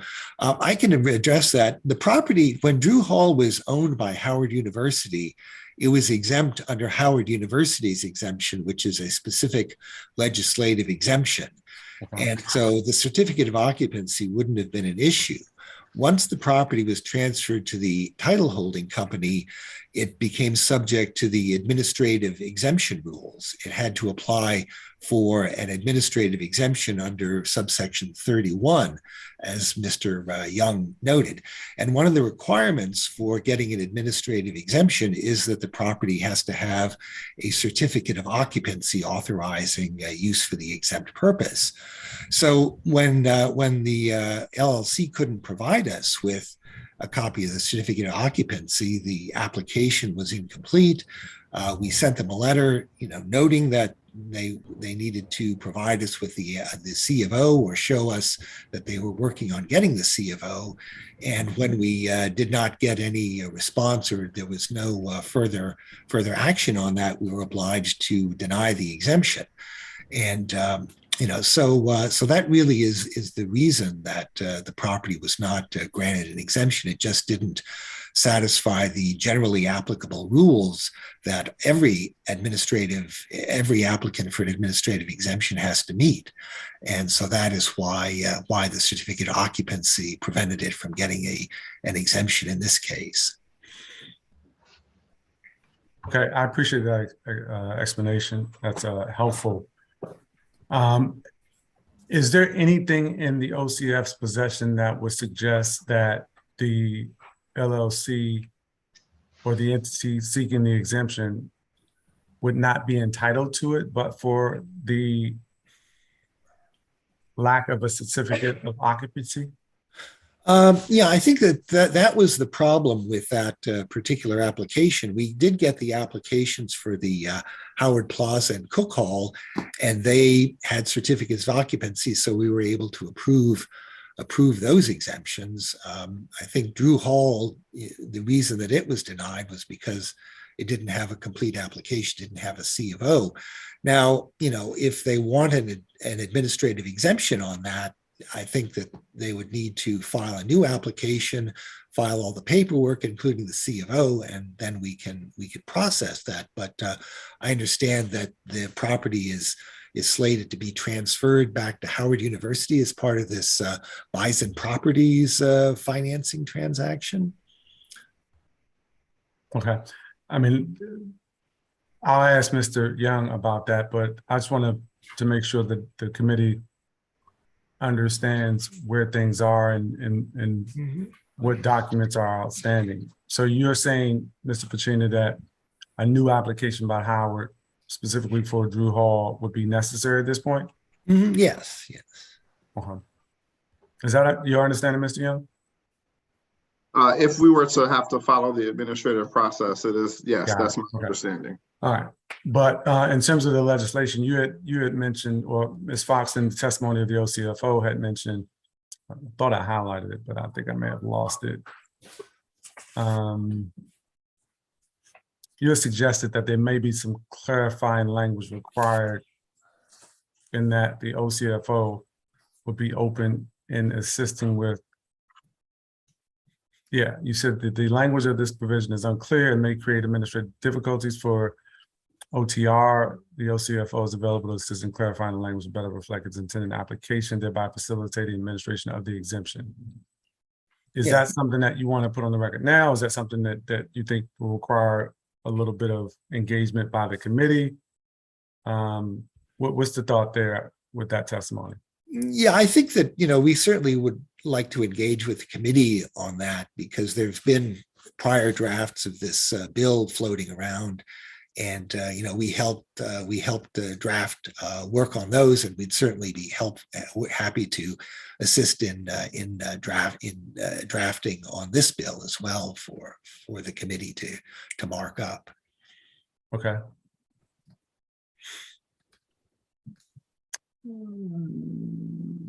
That which may be in the name of the provision of the bill are not covered in the financial analysis described in my testimony or in the tax abatement financial analysis prepared by the OCFO. Okay. Okay. Let me just ask Mr. Young, based on the questions I've asked the OCFO in their responses, is there anything else that you'd like to add? I'll ask that question while I'm looking for any additional questions I have for the OCFO. Mr. Young? Yeah, I would add that in terms of the prospective language in the bill that covers subsidiaries of Howard University for other transactions or structures for which the use is consistent with our charter, in the revisions that we have submitted to the committee, we have defined the word subsidiary and how it applies. And hopefully that would help the OCR and the CFO's office understand exactly what we mean by affiliates or subsidiaries, I think is the word we use, of Howard University, and how they would apply for tax exemption. So we provided greater clarity in the revision that we've given to the committee. And just I don't want to beat the dead horse on the C of O issue, but I would just want for the record to state from Howard's perspective, once we received the notification from the CFO's office that a C of O was required, it wasn't that we just went away and did nothing. We had to follow the right procedures and steps in order to get a C of O from DCRA, which included hiring an architect and doing as-built drawings of the building to submit to DCRA so that we could trigger an inspection. So we were doing all of that work, trying to follow the process when we could not complete it because the district was essentially closed. Got it. All right, I appreciate that. I want to ask,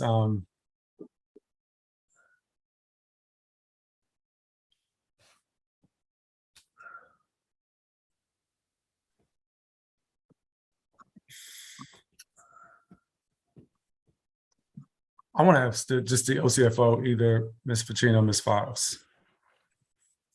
Do you have any specific questions that are outstanding for you in terms of what the status of this request is and this bill is and this abatement is? Well, we'd certainly be happy to take a look at the draft that Howard has referenced in its testimony concerning the subsidiaries and the parameters of the additional provision that they want to add. You know, that we'd certainly be interested in seeing that. Okay, all right, and we have it at the committee, so we'll make sure that the committee shares that with you all as well.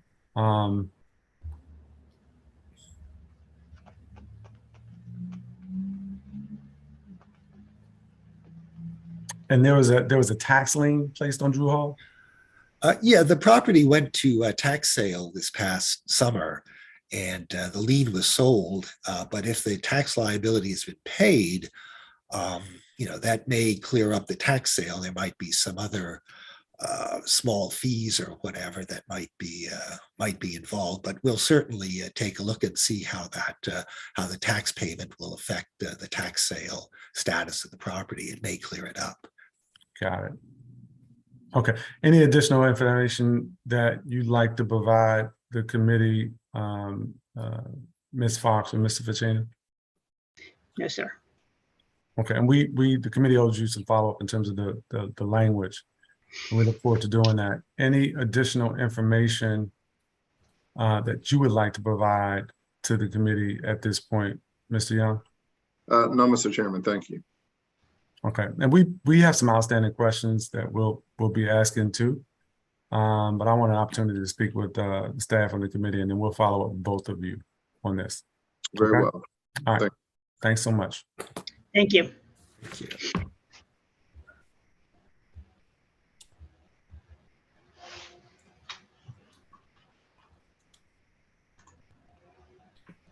Our next measure before the committee is Bill 24-930, the Volunteers of America, Inc. National Service Center Relocation Tax Exemption Amendment Act of 2022. If approved, this bill would provide a real property tax exemption to property at 100 Potomac Avenue Southwest that will be occupied by and serve as the national headquarters of Volunteers of America, Inc. and its affiliates. I'm going to turn to our panel of public witnesses. And there are several, so I'm going to give staff the opportunity to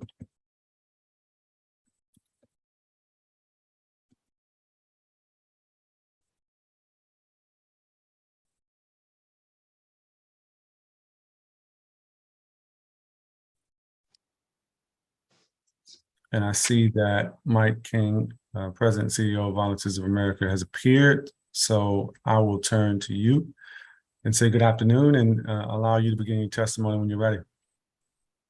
Thank you, and so much for that. We actually have another individual from our team who has a hard stop coming up, and so I'm going to invite him to come on and go ahead of me. Well, let me make that call. I know there are a number of folks who are coming on, and let me see what staff is telling me, because they're also reaching out to me about something. Hold on one second. Yes, sir, Mr. Chairman.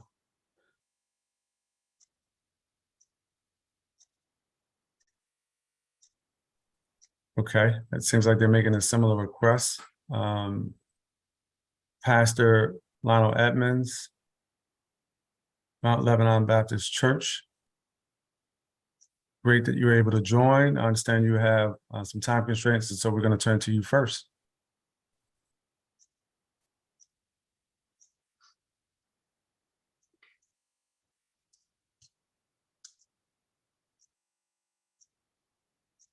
I'm not sure if you're attempting to testify, but we cannot see you and we cannot hear you, Pastor Edmonds.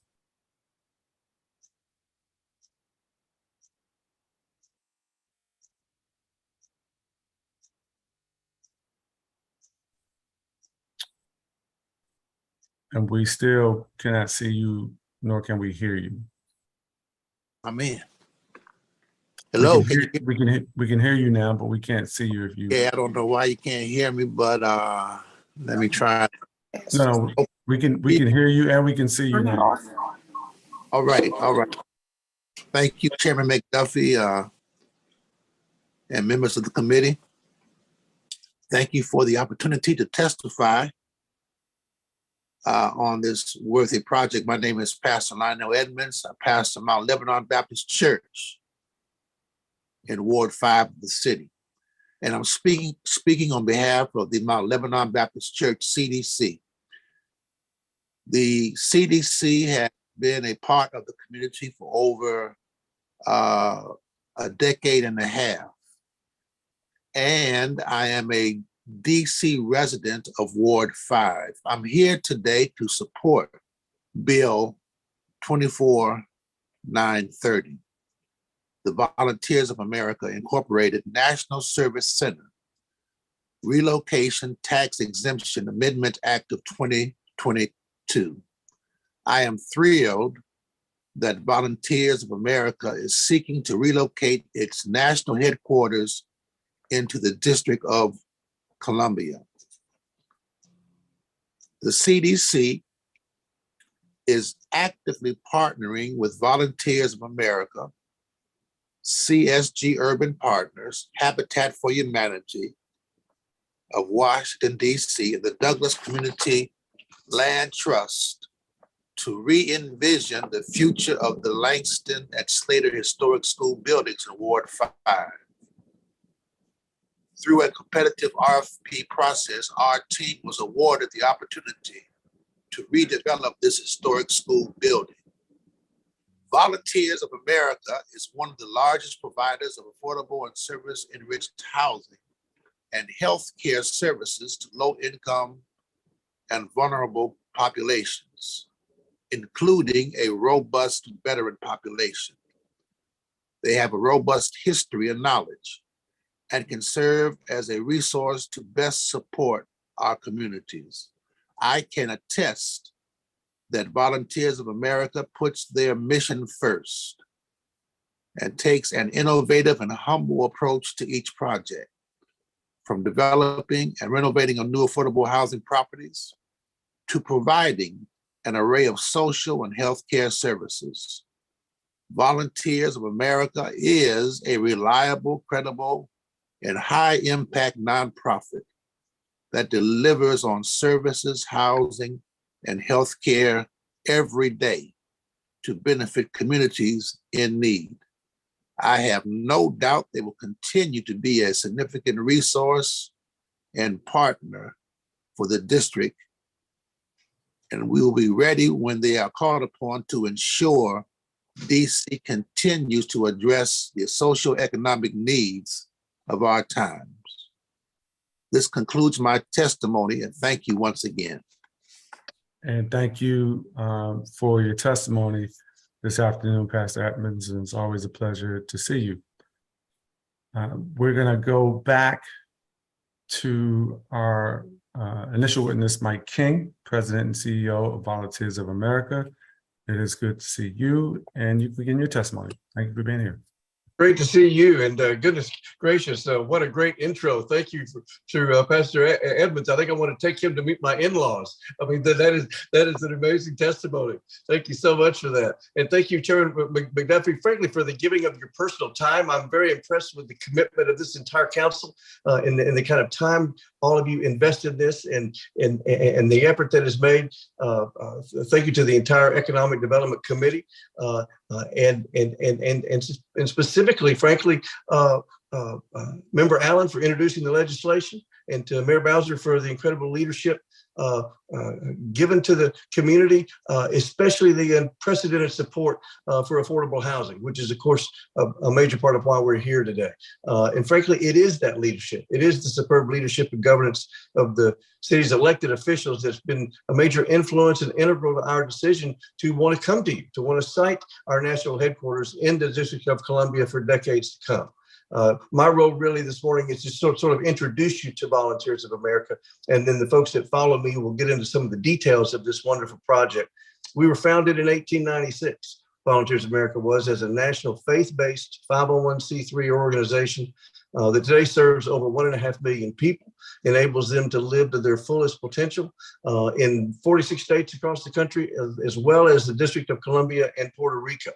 Our wholly owned affiliate, Volunteers of America National Services, is literally one of the nation's largest nonprofit providers of quality, affordable housing. And we're proud of that, as well as senior health care. The Volunteers of America family includes a federated system of 30 chartered local affiliates. These are geographically bound by a kind of an organic system, if you will, serving 400 local communities across the country, including Volunteers of America Chesapeake and the Carolinas, which serves the DC, Maryland, Virginia, North and South Carolinas area. From seniors and people with disabilities to those facing homelessness, and those recovering from addiction, VOA's network of affiliates truly serves a wide variety of high quality social service programs in over 400 communities, including right here in the District of Columbia. Volunteers of America is thrilled to relocate into the District of Columbia in the Buzzard Point neighborhood of Southwest DC. We are excited about this. We are bringing together over 100 of our national headquarters and affiliate staff directly co-located with affordable housing operated by Volunteers of America. We are excited to expand our reach into the District of Columbia and bring our national expertise to support the local initiatives and partnerships in the city. We want to be a good partner with the city. One of our greatest strengths as an organization is literally being in community. The relationships, trust, and connections to the communities we serve are a highlight for us. Co-locating our national and local affiliate teams with our affordable housing with services in the District of Columbia is truly an example of our commitment to ensuring that we are in community, connected on a daily basis to the communities we live in, work in, and have the pleasure to serve. That concludes my testimony, sir, and thank you again for the opportunity to speak today, and thank you for the service you're giving right now and every day in this important role. Thank you so much for your testimony, Mr. King. I'm going to turn to see if I've got Simone Goring Devani with CSG Urban Partners. She is present.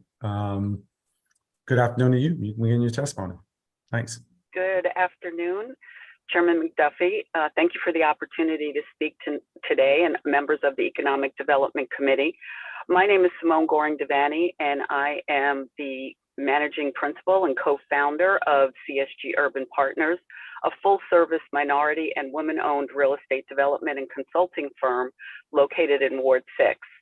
CSG is a certified business enterprise, and both of our principals are longtime DC residents.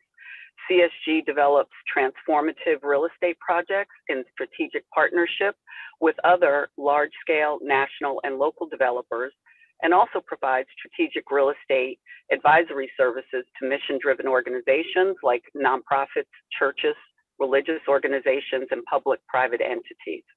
I am testifying today in support of Bill 24-930, the Volunteers of America, Inc. National Service Center Relocation Tax Exemption Amendment Act of 2022.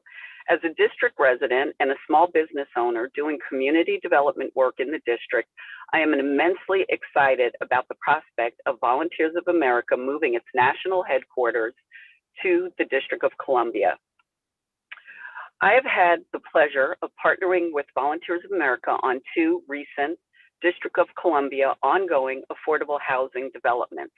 One is VOA's partnership with the Xi Omega chapter of Alpha Kappa Alpha to build an affordable senior housing development that will be co-located with the chapter's new Ziomega Center, where they will continue to provide many impactful services and programs to the community in Ward 4.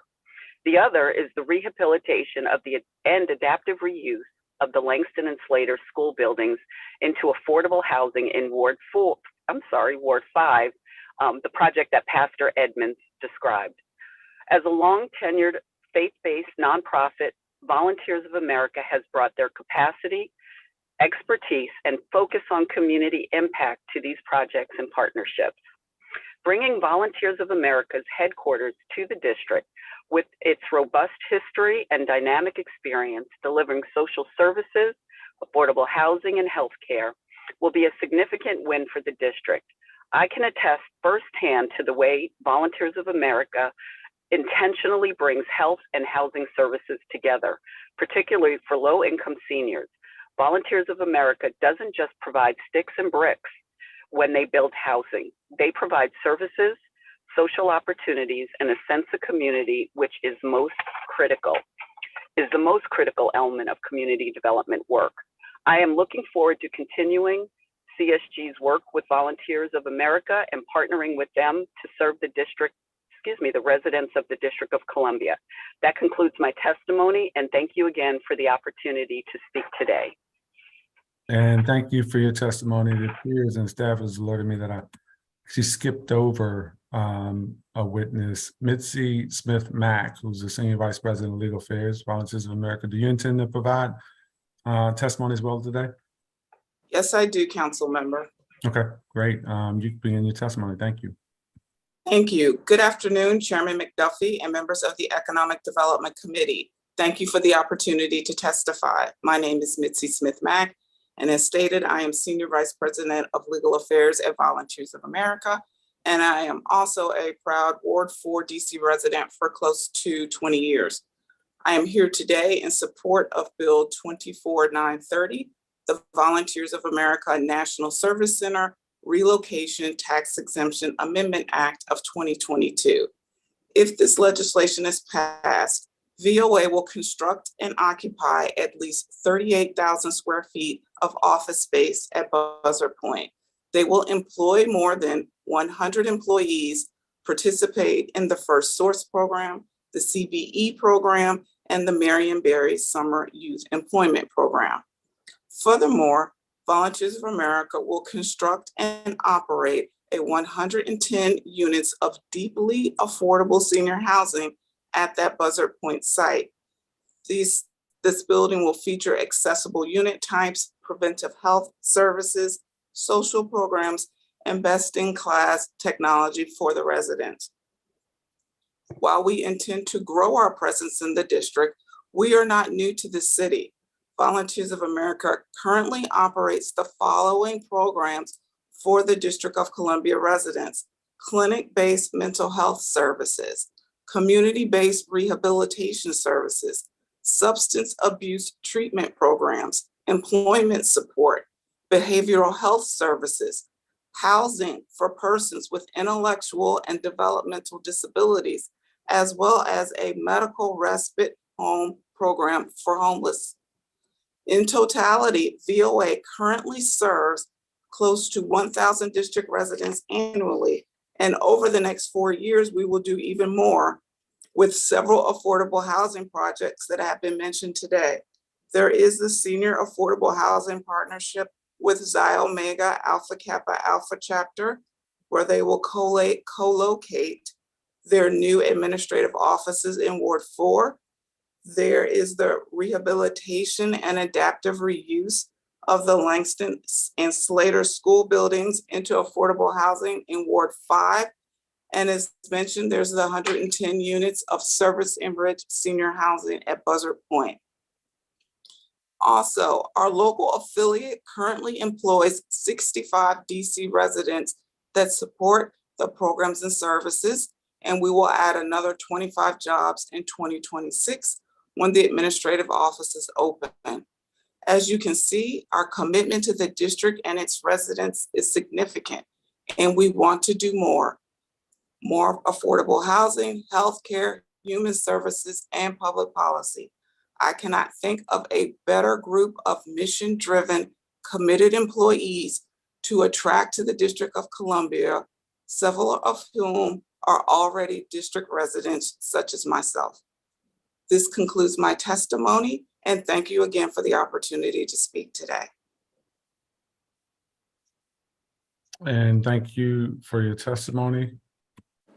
I'm going to turn to our final witness on this panel, Ginger Rumpf, Executive Director with Douglas Community Land Trust. And good afternoon to you. Thanks for being here. All right, great. Thanks. Good afternoon, Chairperson McDuffie and members of the committee. Appreciate the opportunity to speak here today. As you said, my name is Ginger Rumpf. I'm also a Ward 4 resident and Executive Director of the Douglas Community Land Trust, which is a membership nonprofit centered on racial and economic equity and organized to secure permanent affordability for current and future generations of Douglas Commonwealth residents, including homebuyers, renters, local business owners, and more. We're acting with urgency to contribute solutions to address the intensity of displacement from gentrification. And our portfolio now includes 224 permanently affordable homes, rental, limited equity housing co-ops, condo units, single-family homes, and we've got 69 more in process and hundreds more in the prospective pipeline. We're proud of this progress that we've made in our short time of existence, but these are successes that are made possible because of the partnerships we have with government and with mission-aligned organizations such as Volunteers of America, which has a 125-year track record. So I'm here today on behalf of the board and the more than 200 members of Douglas CLT in support of Bill 24930, Volunteers of America, National Service Center Relocation Tax Exemption Amendment Act of 2022.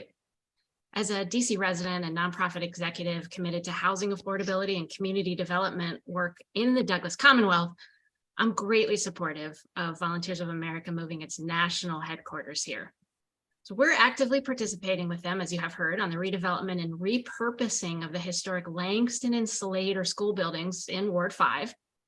As mission-aligned organizations, we're excited about collaborating with Volunteers of America and leveraging each other's strengths to deliver this unique model for adaptive reuse and mixed income and mixed tenured housing in DC, rental and ownership. We're partnering along with several other organizations to convert those school buildings into affordable rental housing, and with Habitat for Humanity on the new construction home ownership on surplus land from DC government as part of the first pilot program in DC as part of the first Douglas Community Land Trust pilot. We see this project as addressing a spectrum of housing needs in a neighborhood with, of course, exceedingly high housing costs. This is just one of the examples that Volunteers of America can bring its capacity and expertise, working in partnership with nonprofits, local nonprofits like ours and community-based organizations to have a transformational impact in a DC neighborhood. Volunteers of America, as a national organization with local affiliates and impact similar to Habitat for Humanity, another one of our partner organizations on this Langston Slater project, is also able to bring expertise and resources garnered from their experiences in other markets and jurisdictions to solve for complex challenges. And we've had a few of those that we've encountered on this project. Volunteers of America will be a welcome addition to the ecosystem of DC nonprofits solving for the most critical challenges and assisting in garnering more resources for the critical work that we all do. This concludes my testimony, and thank you again for the opportunity to speak. And thank you for your testimony, and thank you to all the witnesses for your testimony this afternoon.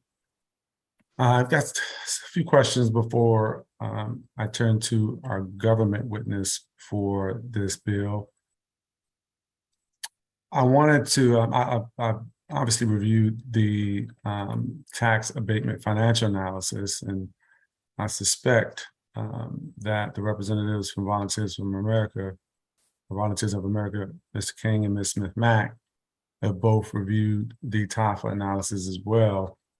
And the conclusion by the Office of the Chief Financial Officer is that the exemption is not financially necessary to meet the applicant's financing of the premises. I see we've been joined by someone who I suspect is going to answer that question. If you could just make sure you mention your name for the record before providing your answer.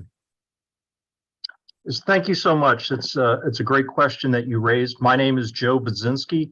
I am the Executive Vice President and Chief Financial Officer here at Volunteers of America. The TAFA analysis here did indicate that we do have an annual operating gap, and we know that this request for the tax exemption is a significant piece for us to be able to close that gap. The items and the recommendations that the OCFO's office made were similar to the items that we had looked at as we were making our decision process to determine, do we relocate to the city? But we respectfully don't agree with those recommendations that they'll close the gap for the following reasons. The first item that was identified was, well, could we reallocate our endowment assets to help cover and offset this cost? And I'll answer it in two different ways. Currently, and move it away from our strategy. Currently, our strategy is part of our operations. And so to move our current allocation of our endowment fund assets away from the strategy to help offset these costs would create a larger gap that we would have to determine how do we close. If the recommendation was made to take more money out of our endowment assets on an annual basis to help offset these costs, that creates a different problem. When we were looking at financing this project and working with the DC financial institution, it was identified that the amount of debt that we were going to take on is going to require a significant liquidity covenant. And to meet that liquidity covenant, our main asset is our endowment assets. So the solution to take money away is going to cause a different problem in our permanent financing. The second recommendation was to increase affiliate fees. This is our primary source of revenue here at the headquarters, but we know that our programs that support our missions here at Volunteers of America lie with our affiliate organizations. And so therefore, to increase the affiliate fees means that we're going to be serving less people, and that includes in the District of Columbia. And so our headquarters operates at a very lean basis to ensure that we maximize our mission at Volunteers of America of helping people. The third recommendation was increasing our capital campaign to raise additional funds to help offset this ongoing expense. We did engage a DC-based consultant to help us do an extensive marketing analysis, and this was to determine what should the campaign goal be for Volunteers of America in this relocation from Virginia to the District of Columbia. The $10 million that was identified is a stretch goal for our organization, and therefore, if we were to increase, or the recommendation to increase more than 10 million doesn't align with this marketing study. And so therefore, we don't believe this is a feasible option for us either. Okay, I appreciate the detailed responses to the recommendations in the TAFA and you pointing out where you disagree with the TAFA. I have a couple additional questions. Just to be clear, in terms of the overall scope of this project, there are different sort of facets to the project, but the abatement is not for the entire thing. The abatement is only for a single component. Can you describe that component of the project? Kimberly or Mitzi, do you want to address that question? This is Mitzi. I can address it. So this legislation addresses our office component. The senior housing component is eligible for tax exemption because of the proposed financing, which includes housing production trust funds and low-income housing tax credits. So it will have its own exemption separately. Okay, and in terms of the abatement and the shortfall, it wouldn't apply until 2026, is that correct? That is correct. And it would last for 99 years, also correct? Yes. Okay, and I guess my question would be,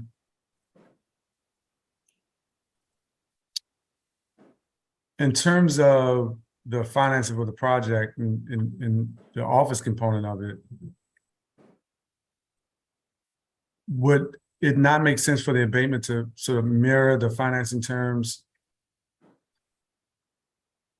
given what the need is? It seems like you're laying out is specifically around the office and not the other components of the project. In other words, how long is the financing term for the space that you're going to move into in terms of the office? So let me answer that in a couple different aspects of this. Currently, all the financial institutions that we spoke to, including those in the District of Columbia, were saying that they could not come to us with a term sheet until about 9 months out of going to permanent financing, which will be the middle of 2026. So we don't have exactly what the financing terms are, but we do know that we want to make sure that we're that as we do what we do, that we will have a significant amount of debt.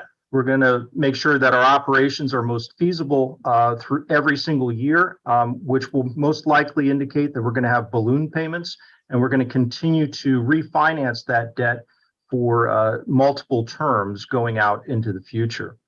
The 99-year request really aligned with the ground lease that we have with the District of Columbia, both for the office and that's similar to the affordable housing. And so our request for 99 years was really an alignment of the way the DC lease was structured. Okay.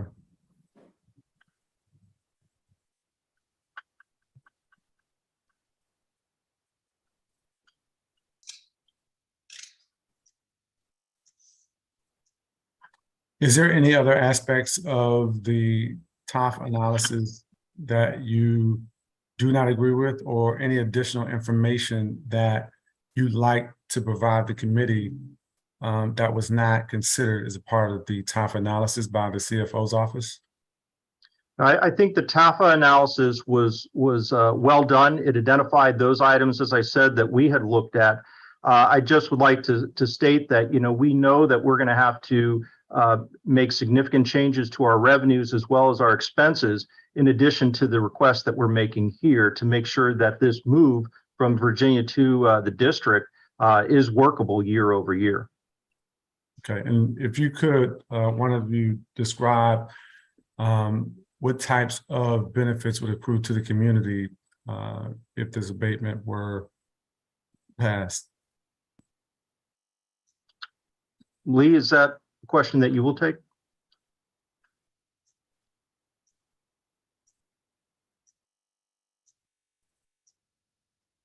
Lee, you're still on mute.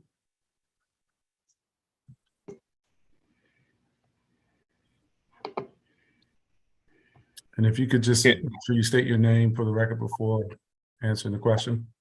Yeah, Lee Goldstein, Director of National Housing Initiatives, and I'm actually going to pass this along to Kimberly King, who's on also under my name, so apologies for that confusion, council member. Sure. Hello, good afternoon, council member and staff. Thank you so much. Kimberly Black King. I am serving as the interim Chief Operating Officer for Volunteers of America National Services, as well as the Chief of Real Estate Development.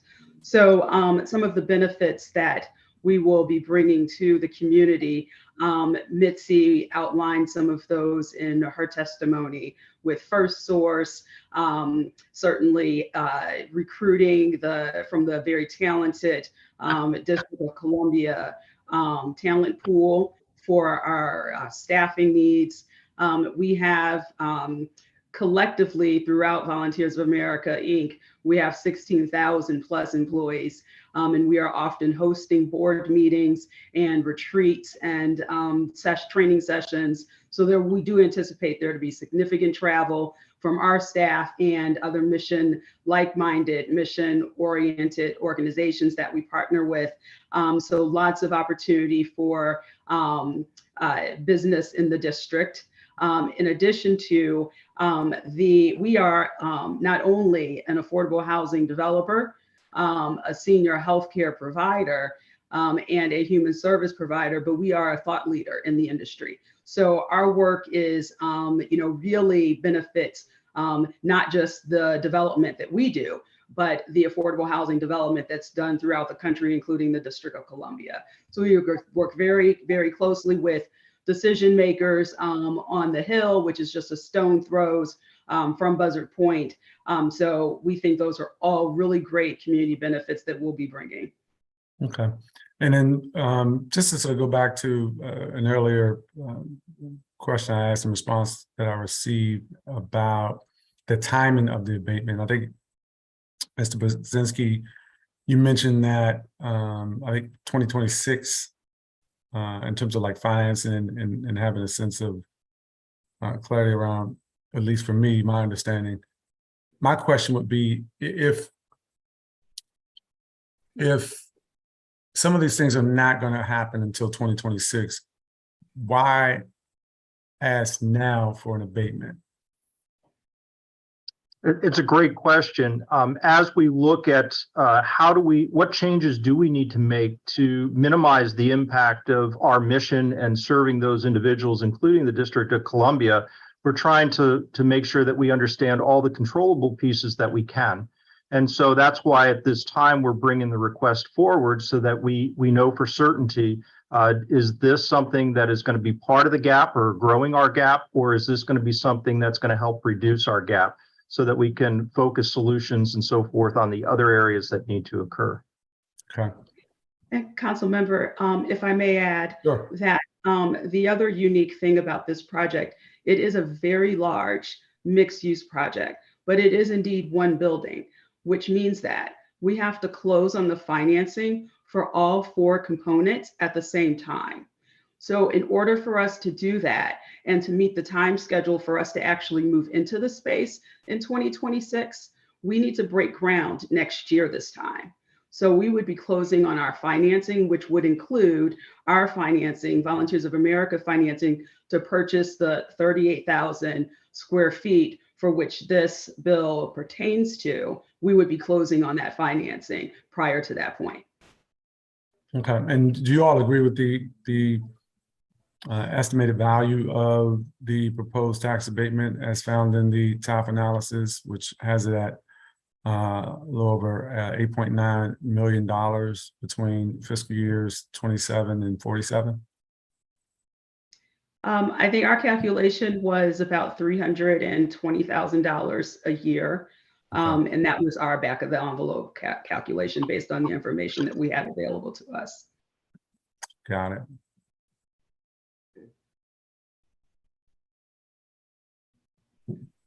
Okay.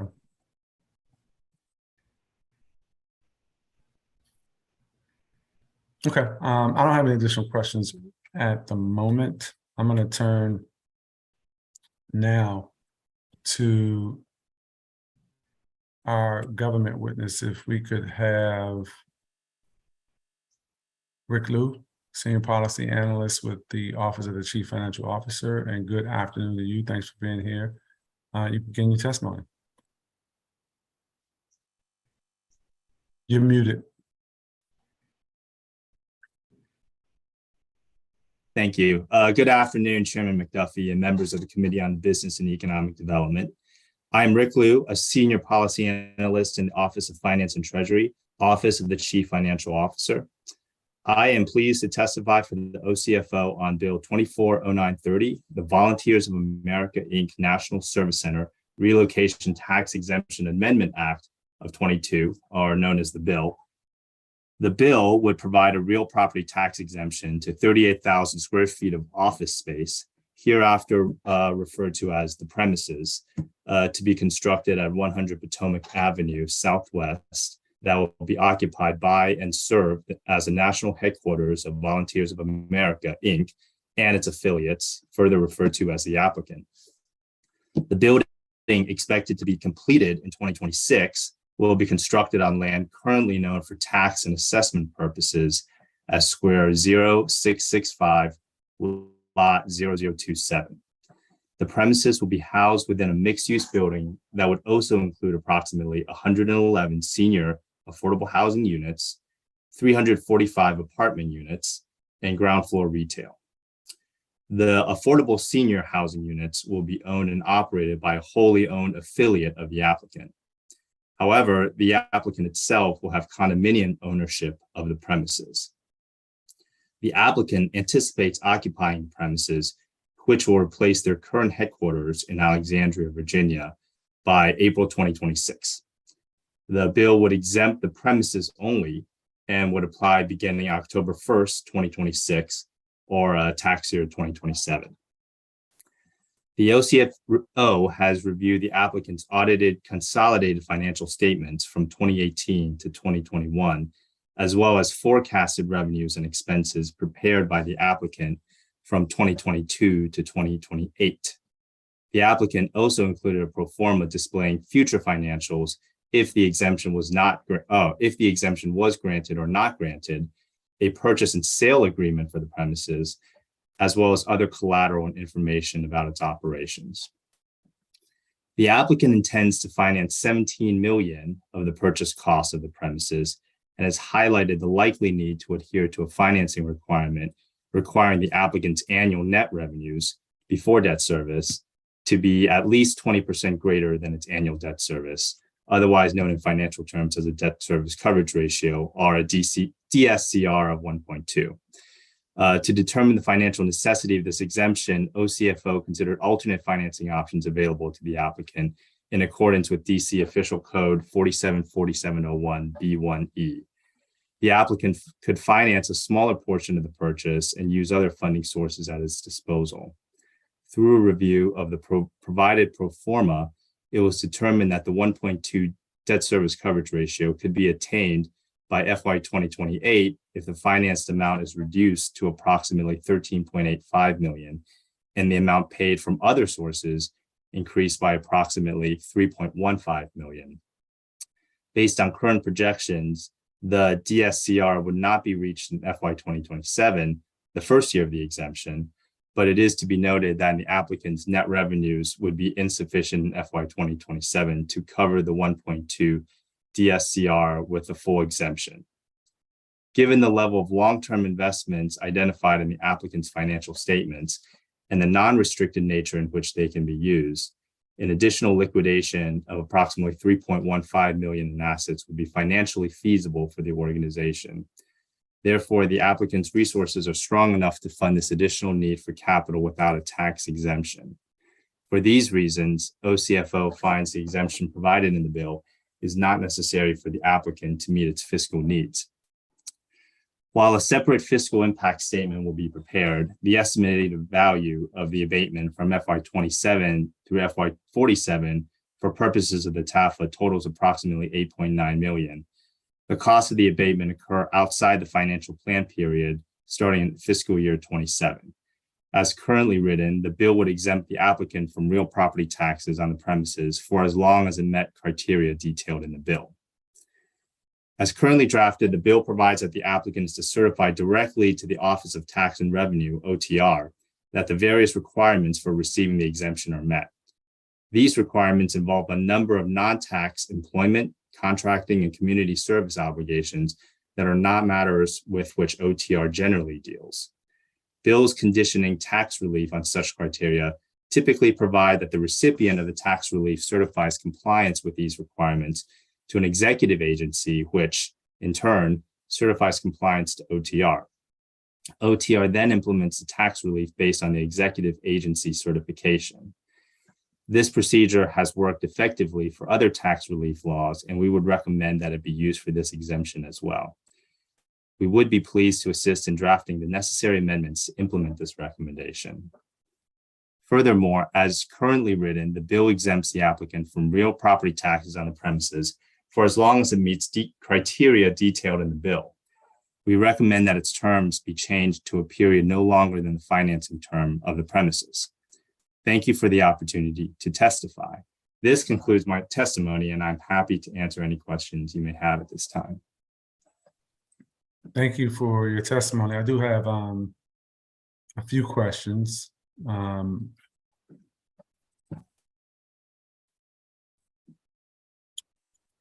You stated it, but I just want to make sure the record's clear. What's the value of the proposed abatement starting in FY 27? Sure. Let me just pull that up here. The value of the abatement for the financial plan period from FY 27 to FY 47, we estimated at 8.9 million. Okay, and annually, approximately? Annually, we estimated it's starting at about 359,000 on the first year and escalating at about 1.5%. Okay. And you went over the recommendations that you suggested the applicant could engage in to reduce his acquisition costs, investing 3.15 million of equity into the deal from its unrestricted endowment. I know you were on, I'm not sure if you heard the testimony earlier as to why that would present challenges. Not to have you go into a back and forth, but did you hear the testimony regarding the endowment and the challenges it posed? Yes, I did. Okay. Okay. And do you have any thoughts about the response you heard in terms of why that would not be a viable way to address, or why they couldn't act on your recommendation? Sure. So I think it's, at this point, I will also point out, the lens we look at is through a relatively narrow sort of lens for financial need. And in this case, in particular, we look at sort of the financial capacity of an organization to, we don't look at the policy implications. Sure. We don't, neither do we look at sort of internal business decisions an organization would have to use with its funding, but strictly whether or not they have the ability to pay or finance if they need to. Our analysis shows that they have sufficient funds that are for an unrestricted use, which they could pay down the 3.15 million if they chose to do so. And you're also in the TAFA recommend that the 99-year tax abatement term, as proposed, be reduced to mirror the term of the applicant will receive on this property acquisition note. The testimony that the response I got in asking that question was essentially that they weren't sure what those terms were going to be at this point. Do you have any information that suggests otherwise? Do you have any visibility into what that might be? Or are you just, or is the testimony, as is indicated in the TAFA, that whatever the term ultimately ends up being, the recommendation would still hold, that it should be reduced to mirror the term for the note? That is correct, the latter, because the TAFA ask is predicated on obtaining a debt service coverage ratio based on the financing, and the need for it is based on that. We would recommend that it run coterminous with the financing term, whatever that actually is. All right, I appreciate that. Do you all have any other information that has been provided to you post providing the TAFA to the council? Is there anything else you'd like to add to the record that you didn't have prior to today's hearing? There is not. Okay. I mean, anything else you want to just share in terms of what this, with regard to this measure? No, there is not. Okay. Well, I appreciate your testimony. We have it. If the committee has any additional questions, we will make sure that we follow up. But thank you. Certainly. Thank you.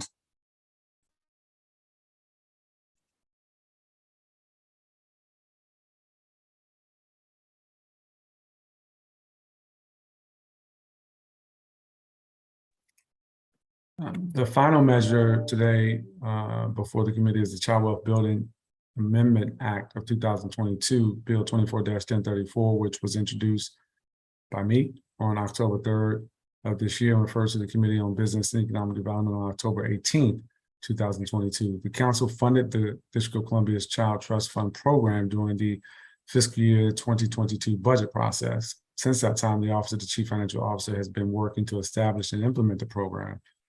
As part of its efforts to finalize and promulgate the program regulations and procure the services of a fund manager, the OCFO determined that a few clarifying amendments to the law were needed. We have one witness who has signed up to testify for this measure, and we appreciate ANC Commissioner Robert Branham for doing so. And so we welcome you to the hearing this afternoon. Thank you, and allow you to begin your testimony. Good to see you. Good to see you. Greetings and salutations, Chairman McDuffie. I am Commissioner Robert Benson, Branham 5E08.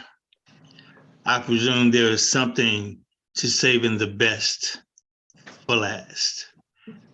I am pleased to support B24-1034, the Children's Wealth Building Amendment Act of 2022.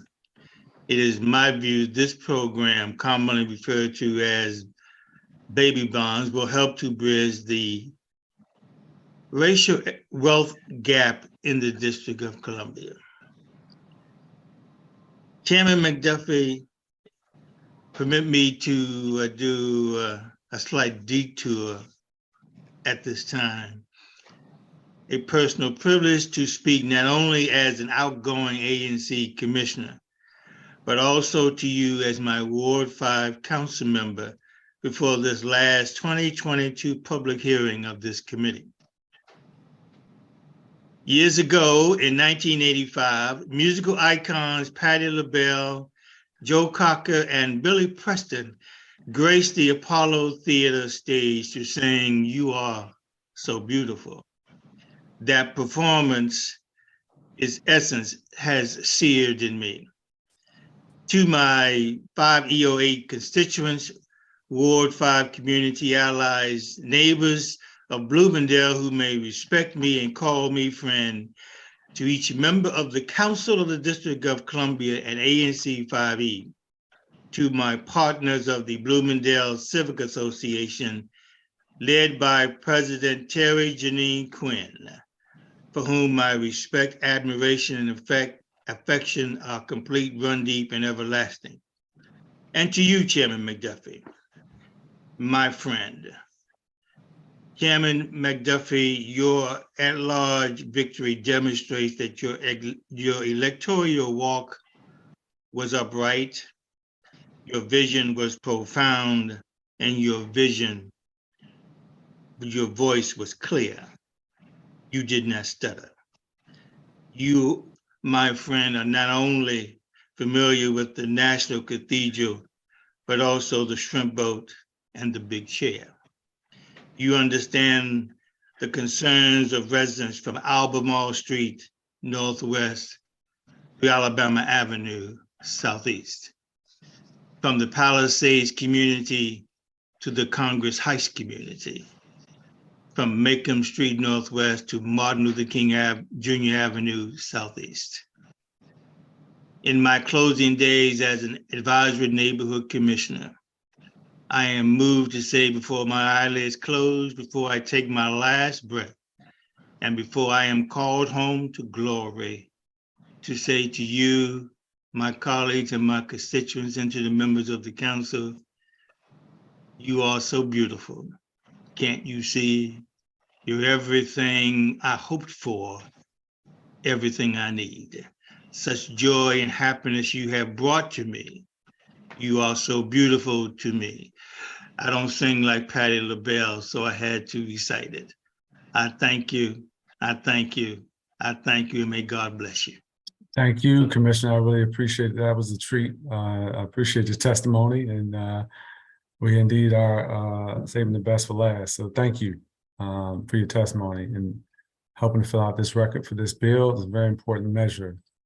I don't have any questions for you, but I do appreciate your service and wish to congratulate you on all your work and your contributions, not only to the Bloomingdale community where you live, but also to the broader District of Columbia. So thank you for your testimony. One item before we transition to your next witness, I do want to acknowledge and bring, I know you know, the passing of former Commissioner Mark Muller for 5E. He passed away this weekend, and I just wanted to go on record that the Bloomingdale community and Ward 5 will miss his service. Thank you for that. I'm going to turn next to our government witness, Carmen Pigler, who's the treasurer within the Office of the Chief Financial Officer. Thank you for being here this afternoon. You can begin your testimony. Good afternoon, Chairman McDuffie and members of the Committee on Business and Economic Development. My name is Carmen Pigler, Deputy Chief Financial Officer and Treasurer of the District of Columbia. I'm pleased to testify for the Office of the Chief Financial Officer, or OCFO, on the Child Wealth Building Act of 2022, Bill 24-1034. The Act amends the Child Wealth Building Act of 2021, DC Law 24-53, in several important ways. The Child Wealth Building Program will have one fund in lieu of individual accounts. This change makes the implementation and management of the program more efficient and lowers administrative costs. Although the program will consist of a single fund, OCFO will have the capacity to report on the accrued benefits of each child enrolled in the program. The change also allows children to be enrolled in the program up to 18 months after their birth and permits the OCFO to provide information about the Child Trust Fund to parents and guardians for the period of time when the child lacks the legal capacity to request the information. Thank you for the opportunity to testify. This concludes my testimony, and I'm happy to answer any questions you have at this time. And thank you for your testimony this afternoon. I do have just a couple of questions to ask.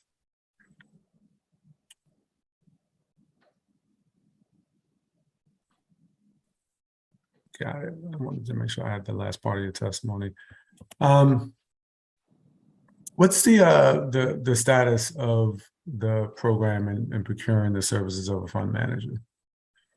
So we have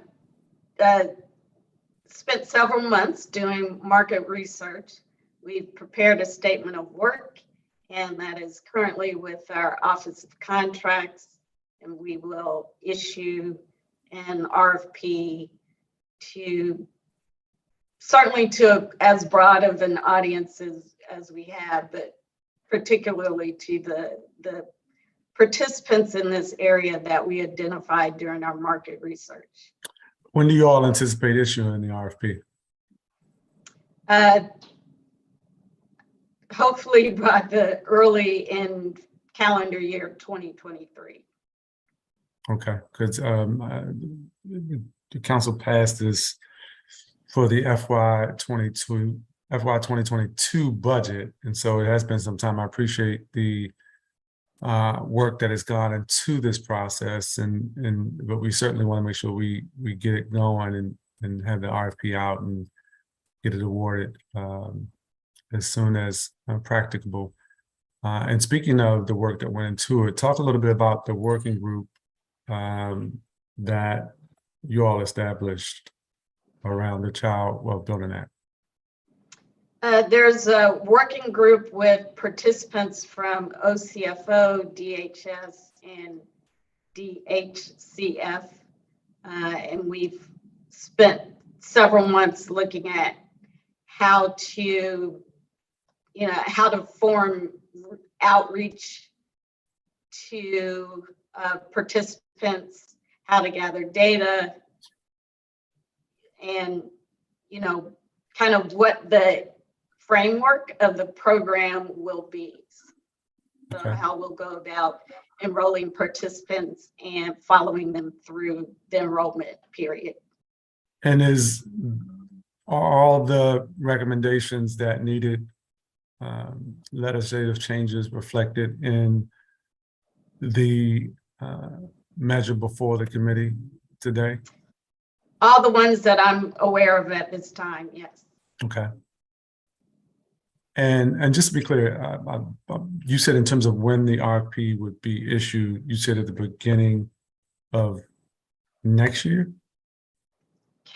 2023, yes. Okay.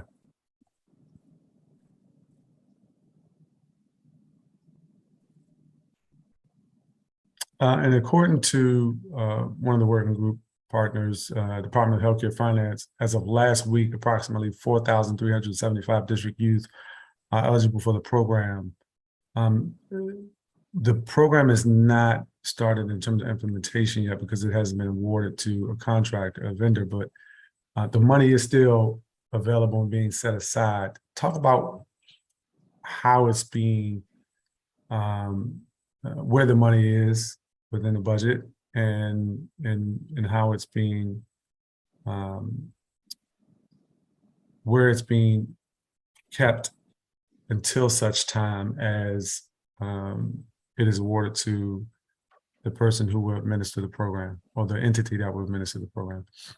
So the money that was identified through the budget has been set aside in a fund that OCFO has established, and it will remain in that fund until it's distributed for eligible participants. I believe the fund was established officially in August of this year. Okay, all right, and but the babies who will be eligible for the fund is retroactive to October 1st, 2021, correct? That's correct. Okay, and you mentioned in your testimony, and this is one of the things that is included in the measure, would establish a single account rather than multiple accounts. Can you talk a little bit about why that's ideal? Yes, the single fund allows us to more easily manage the fund itself by not having individual accounts. We don't have to track for investment purposes individual contributions. Mm-hmm. There will be one fund and each eligible participant will receive benefits that are accrued on a pro rata basis. Okay. Can you talk a little bit about another modification that is included in this amendment, which is why it's important for parents and guardians of children enrolled in the program to receive account information when their child lacks legal capacity to do so? Yes, if, before a child is kind of at an age where they would understand what they're eligible for or really know what the information is, we think it's important for parents and guardians to have that information and have access to that information. Okay. And in terms of, I might have already asked this, so you might have already stated it, but in terms of the rules that need to be promulgated, which I believe need to be promulgated by the end of the year, what's the status of your progress toward that? The regulations have been submitted. We've received comments, requests for technical comments on the regulations, and those will be submitted to the Office of Documents, I believe it is. Okay. And is there any additional information you'd like to provide to the record before we adjourn? I do not have any additional information at this time. Well, I appreciate your testimony and time today. And thank you for your work on this important bill. Thank you. All right. That concludes our last measure on the agenda of the committee today. I'd like to thank everyone who took the time to testify. The time is now 1:17 p.m. and this hearing of the committee is adjourned. Thank you. Thank you to staff.